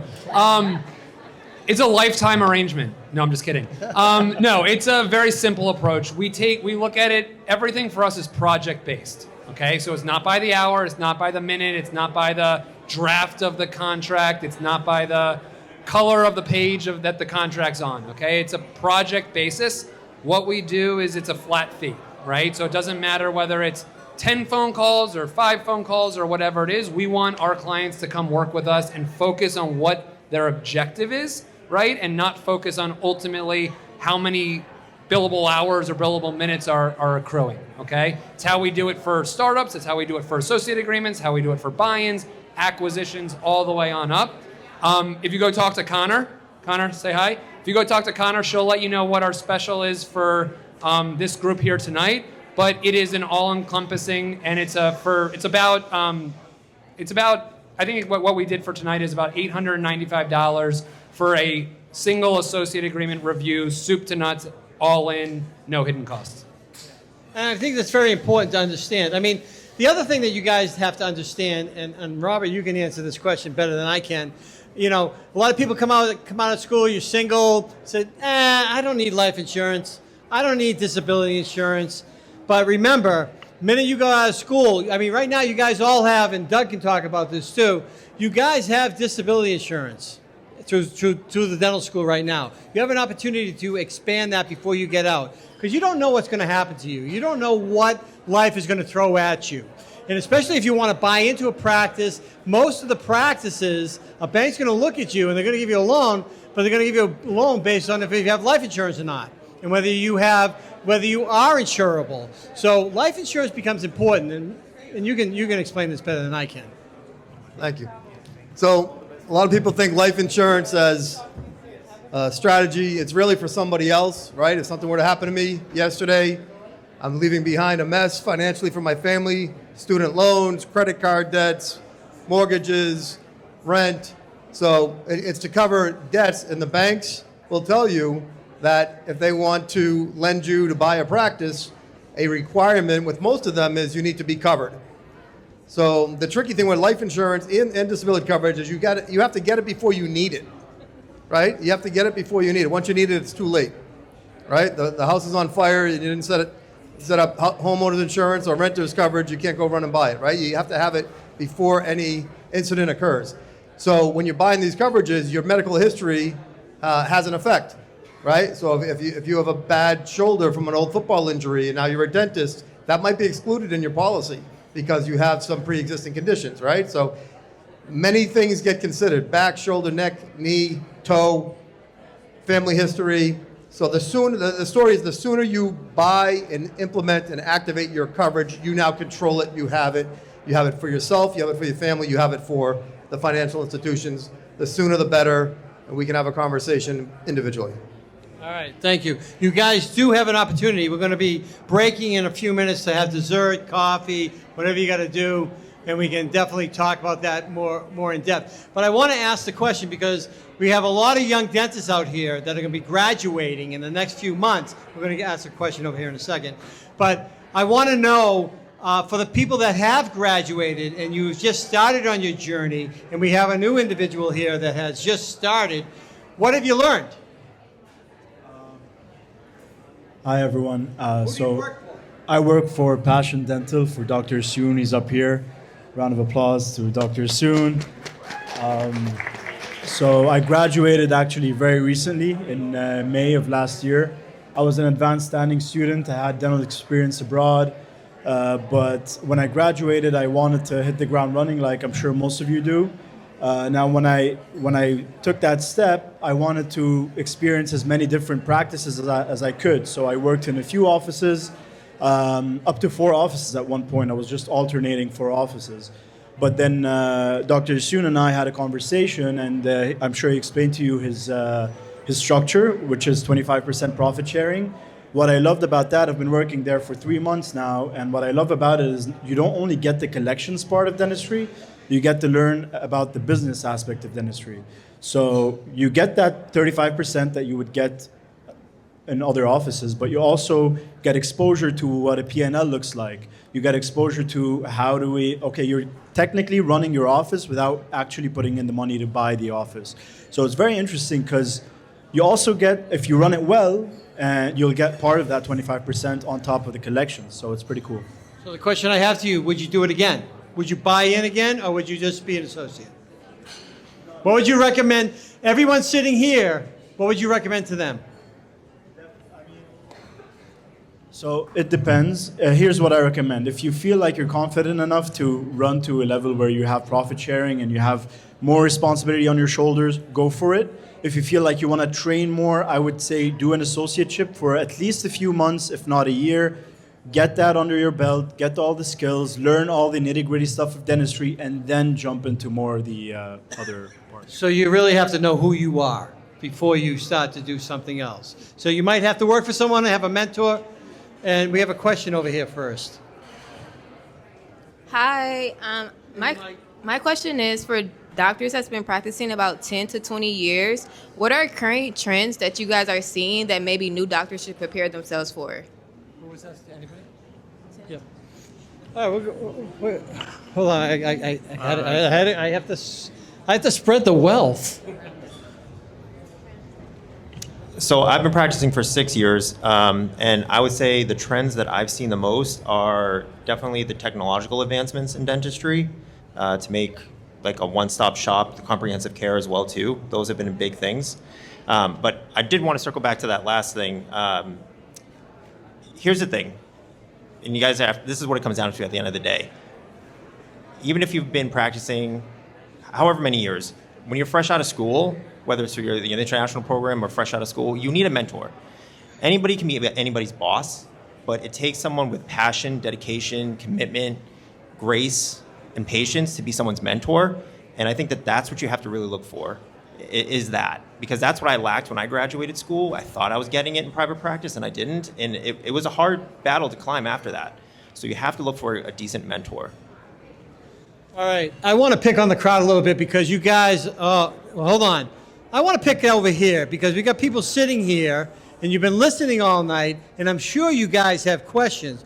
So what questions do you have? Hello, I'm coming from the BU student. You graduating? I will be graduating in July. Who are you working for? You got a job? I haven't got a job. I'm probably sure like someone's gonna hire me for sure. So actually I'm thinking about some things. So since we are like AS students, mostly I think like we are coming from the AS like international students because we already have like some experience, more experience. We have like specialties all around the world. So do you like compare with us like DMD students while you're talking about your agreements and stuff, or you like comparing our experience and like the... So the question is, do you compare an international student the same as a regular dental student that comes out? And I'm going to give, I got to give Simply Dental a chance at this one.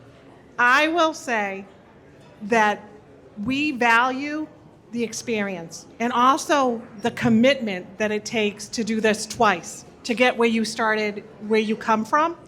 So our founder traveled the same path from Syria to BU's international program to NYU for specialty, and then I get to start off where I started. So that, not only do you have practical skills there, but you also have a maturity and a commitment that I know I value.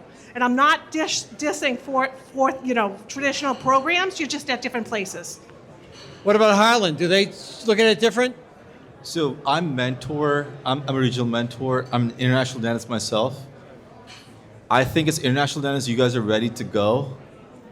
But for me, the biggest challenge was communicating. I had to communicate differently with my team.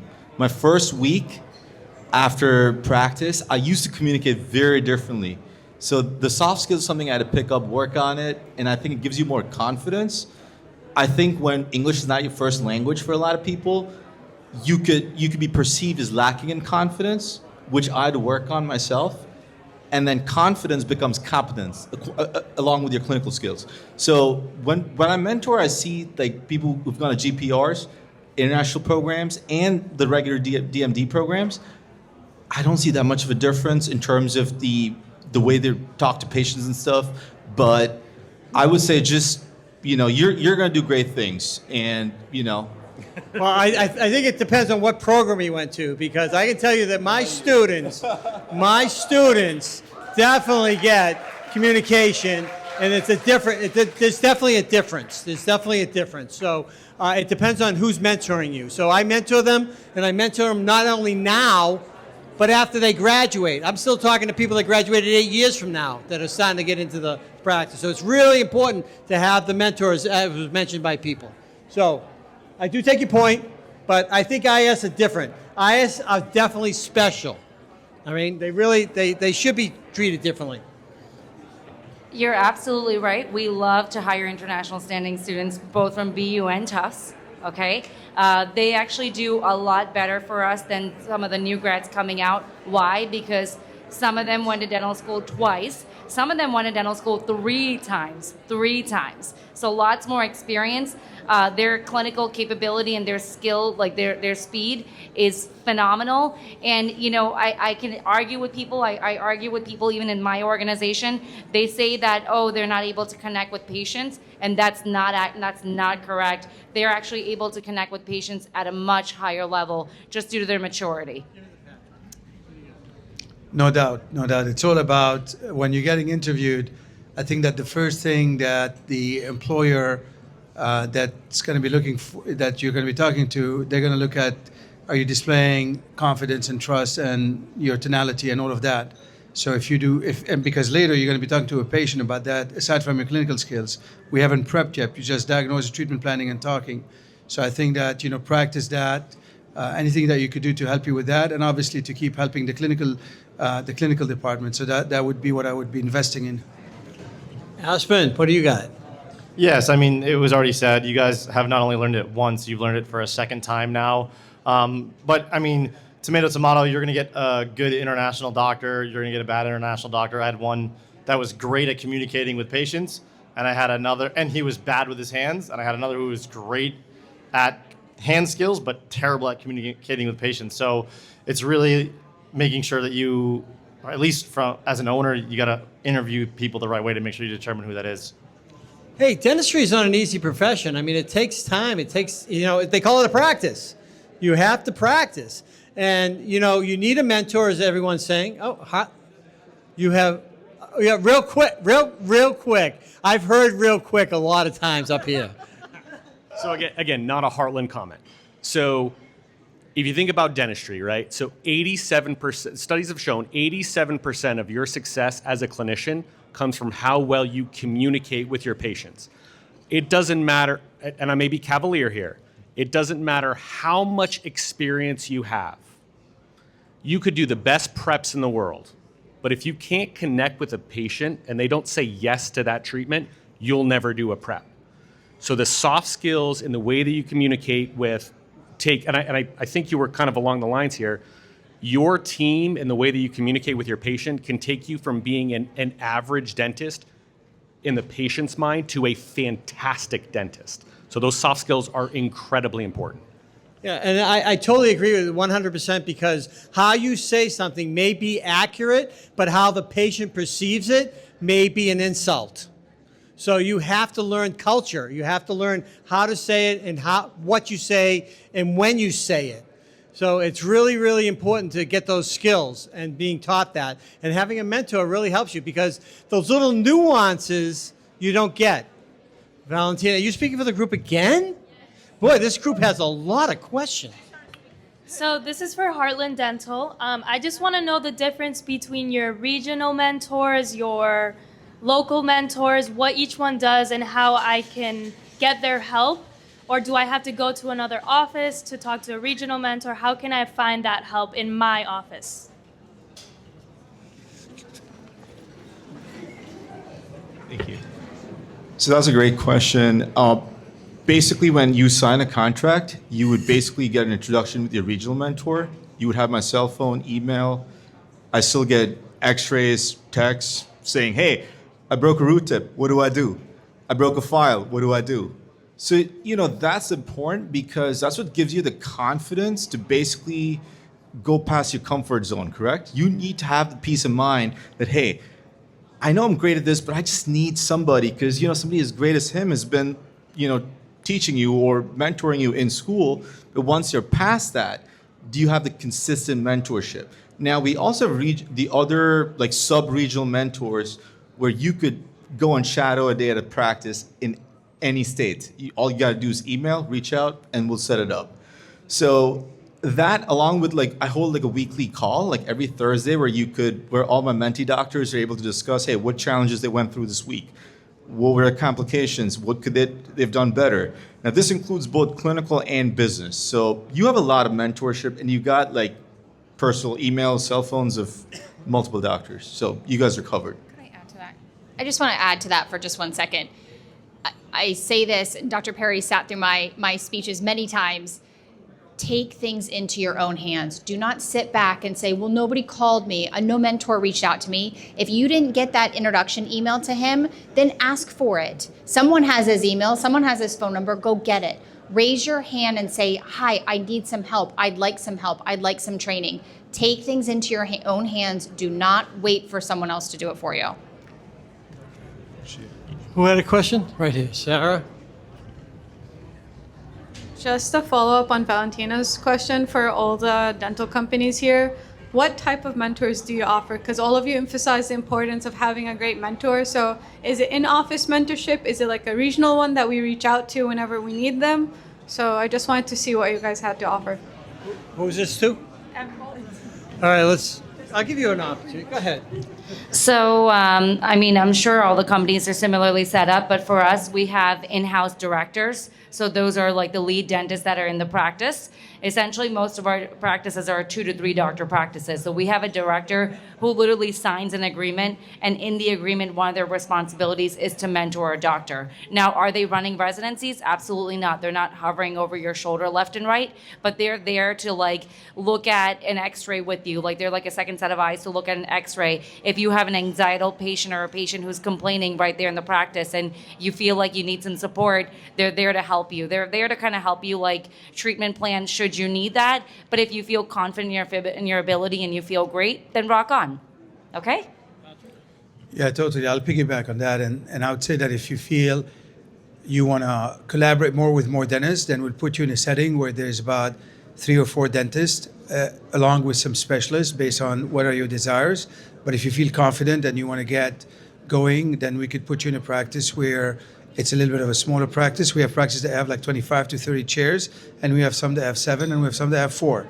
So it depends what type of setting, what type of dentistry you want to do, and that's that. And more importantly, if you want to, you should expand onto your skills outside of whatever that practice is, right? And I'm talking about the Spear Institute, the Dawson Institute, and all that stuff. I want to ask a question. Kathy, I'm going to ask you this because you have a great story. I want you to tell this story because a lot of people come in and they go, I'm going to go work in a practice, and they can't find if it's the right fit. They haven't talked to their family members. They haven't talked to their significant others, and they just want to go into a practice because it's great and all the numbers look good. But if mama ain't happy or daddy ain't happy, you may not be happy either. So Kathy, you have any stories that you could share with them as far as what they're looking at? How about Florida? The one in Florida. Let me see. Okay. So I had a practice that wanted to, a doctor came up, spent his summers up in Maine, wanted to own a practice in Maine because he absolutely loved it. I said, great. I was all excited. I worked for a bank at the time.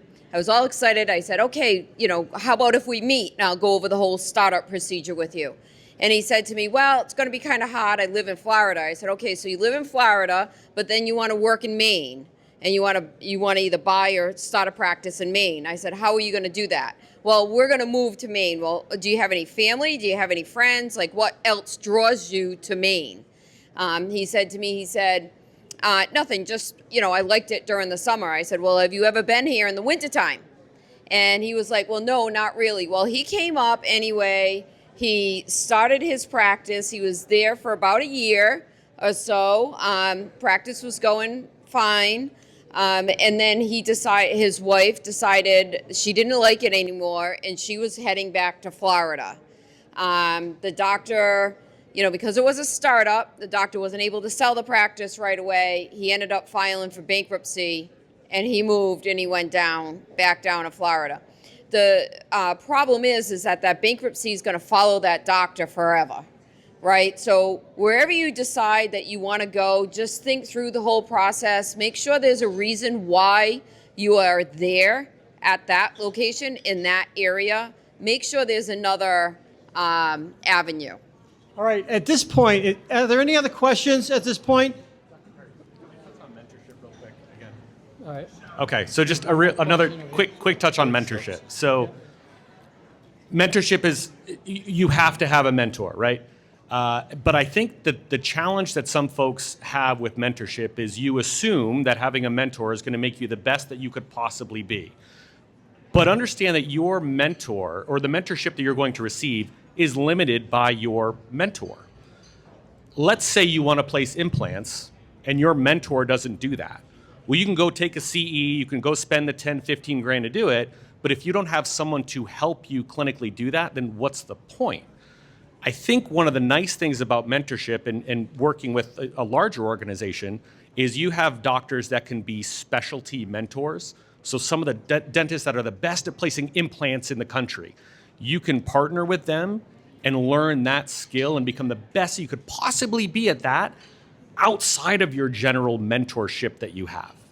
Okay. We have one more question, and then what I want to do is I want each one of the panelists to give just a quick minute, 1 to 2 minutes of a wrap-up of a take-home for the participants tonight, and then we're going to have the one-on-one, so you get to talk to anyone you want to and ask all the questions that you were shy to ask.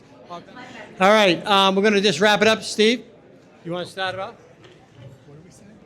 Just a wrap-up of, a take-home. A take-home. Pay your bills on time. Don't buy a Maserati or Ferrari, okay? If you're going to do something like that, talk to one of us. Before you spend money, before you try to finance something, a boat, whatever. You talked about insurance. My son was in a car accident. He was at fault. He's 17 years old. We didn't have enough insurance. We thought we did, but we didn't. The other driver was injured. So because he's my son, on my insurance, living in my home, I'm liable. So I didn't know that was going to happen. You never know what's going to happen, so talk to someone like Randy. Be prepared. You never know. Seriously, things happen all the time, so just be ready. All right. Matt, you got any comments? Take home. Quick take home. Quick? Quick. Can I take the 2 minutes I didn't take at the beginning? Go quick 2 minutes. All right.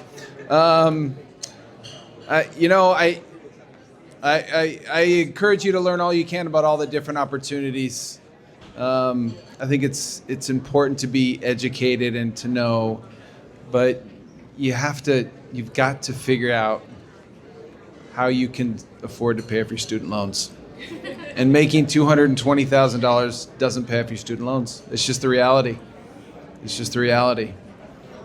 Especially as a W-2 employee, or it just doesn't get done. So most of you will end up working for a DSO. That's the way it works. But in 10 years, I'd like to see your student loan balances. Hopefully it's going down. All right. Thank you. Thank you. Any comment? Any take home for a young dentist? Sure, absolutely. So life after dentistry, this is what it's all about. It just gets exciting. It goes up from here. Dental school is very stressful. You're going to feel like, how am I going to do a crown in 15 minutes when I become a dentist if it's taking me 3 days in dental school? It's all going to change. It's all going to get better. And, you have a panel of amazing people here. I take advantage of their one-on-ones. All right, thank you. Randy, any? I guess the wisdom is start early. You need it before you have it before you need it, and your career is really what you're ensuring. Your hands, your eyes, your ability to do what you do. You're gonna have a great career, and let's talk. I think the take home is we're all a little bit like a different flavor of ice cream. You got to find the one that you like the most.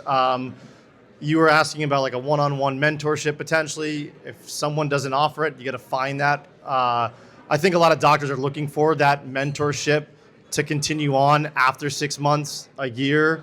I'm 12 years into the business and I still have mentors that I reach out to daily. Two things. One, work with a lawyer who understands both the dental industry from a legal standpoint and the dental industry from a practical standpoint. Second thing is, this is a great time to be you guys. There's a lot of different opportunities out there. We've seen some of them here, but not all of them, right? And so whether it's private practice that you want, whether it's a group practice that you want, whether it's a path to equity that you want, whether it's to be an associate for the rest of your career, which is totally fine if that's what you want, there is an opportunity for you. It's kind of like choose your own adventure. Just make sure you're asking the right questions.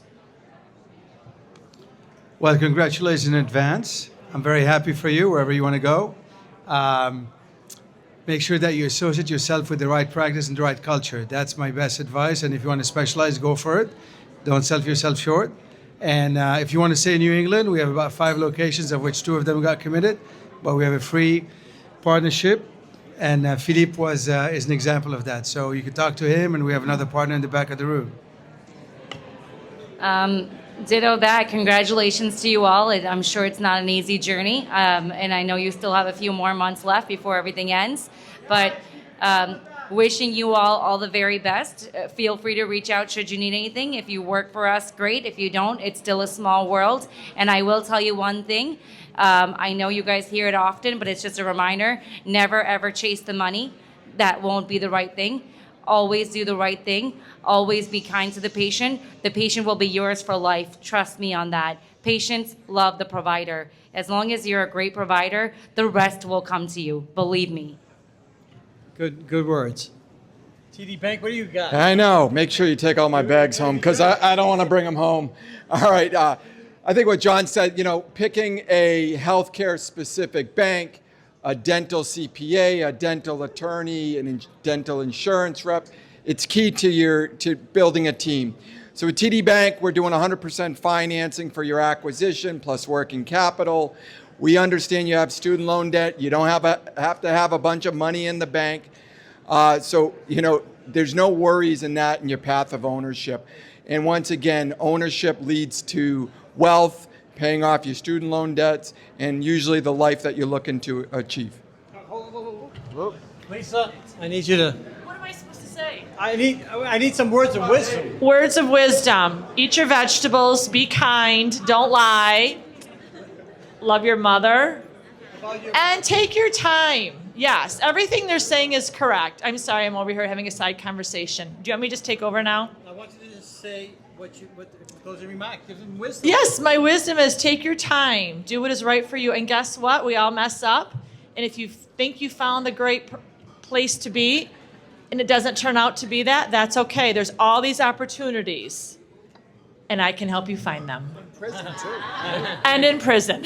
There you go. All right, simply. My best advice is take the spirit of tonight, this inquisitiveness, this openness, this ability to ask questions and process information with you when you make the decisions after, wherever you end up, but in life in general. Just take the spirit with you and you'll be okay. I'll say this. Your life right after dental school is going to be wholly driven by your choices and your choices alone. And so your choices need to be driven by your priorities. So if you haven't already, Sarah, I know you already have, sit down and I want you to force rank your top 3 priorities. Force rank means there can't be a tie for compensation.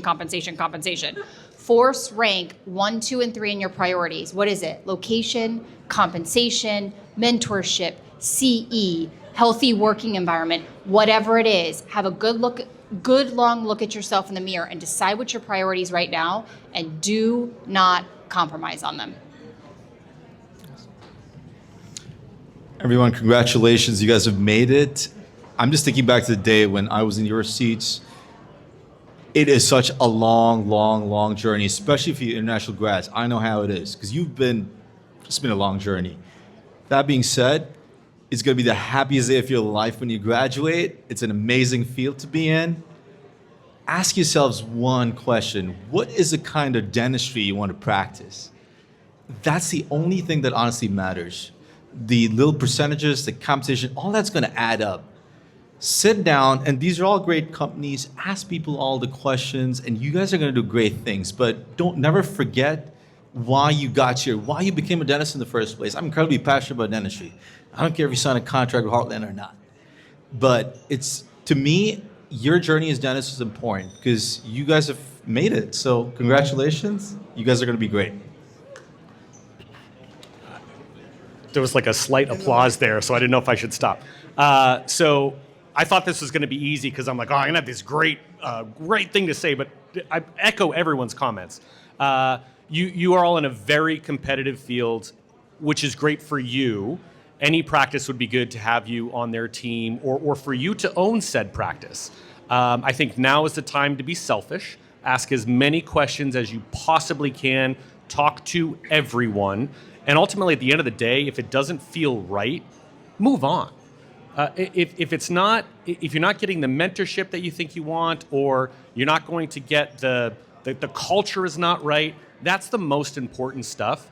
Don't leave. I like to think that you don't want to leave decisions that you need to make now to future you, right? Ask the questions now, and if it doesn't feel right, then just move on and go to the next place. Okay, so we heard lots of people talk here tonight about their options, but let's not forget you also have private practice to consider as well. So when you're ready to talk about that, you can give me a call, you can give John a call, you can give Andrew a call, Randy, you can give us a call and we'll let you know what we think of those practices. We're always here to help, been around for a long time and can share a lot of really good information with you. You're the most important person right now. And aside from, there's one other really important person, aside from me, of course, Dr. Perry. Thank you. Thank you very much. We know you didn't have to do this, and you did it. And you did it for them, so thank you. We're ending with PDS Health. In all fairness, all these companies are great. You could have amazing careers with any of them. What I would give you, the best piece of advice I can give you is know who you are as a dentist when you practice. When you first graduate is not how you're going to be 5 years out. It's not how you're going to be 10 years out. So you always have to adapt and change. It's all about fit. You have to make sure that it feels right, that you're getting the support that you need, you're learning, you're growing. When you go home at night, you can put your head on the pillow and sleep and don't feel any kind of way about it. And yeah, thanks again to Dr. Perry, because when I was in school, he did an amazing job for our class as well, too. Thank you. I just want to say that, we've had all these different companies up here, and a lot of people think like they all hate each other, like they're all competing for it. It's not the case. They all talk to each other. They're all friends. I mean, just because, it might be a great fit for 42 North or for Aspen, it depends. I mean, it depends on what's a great fit for you. So you really have to, not everybody, it's like the different ice creams that you brought up. I brought it back. But yeah, you got to find the right flavor that's going to fit for you. Okay, you got to find out what's going to be good for you, for your family, and what's going to make you grow. So take the opportunity to ask the people these questions. You have all their contact information. I want to say thank you. Thank you to the sponsors for doing this. This is such an important aspect for dentistry to the young professionals coming out. This is so important that they understand this, because dental schools are not doing the job. They're not giving this information, and this is so important for them to have. So I commend all of you for coming tonight, and you've taken the great big step forward. All right? So with that said, let's get some dessert, let's get some coffee, let's do some one-on-one, and thank you all. Thank you very, very much.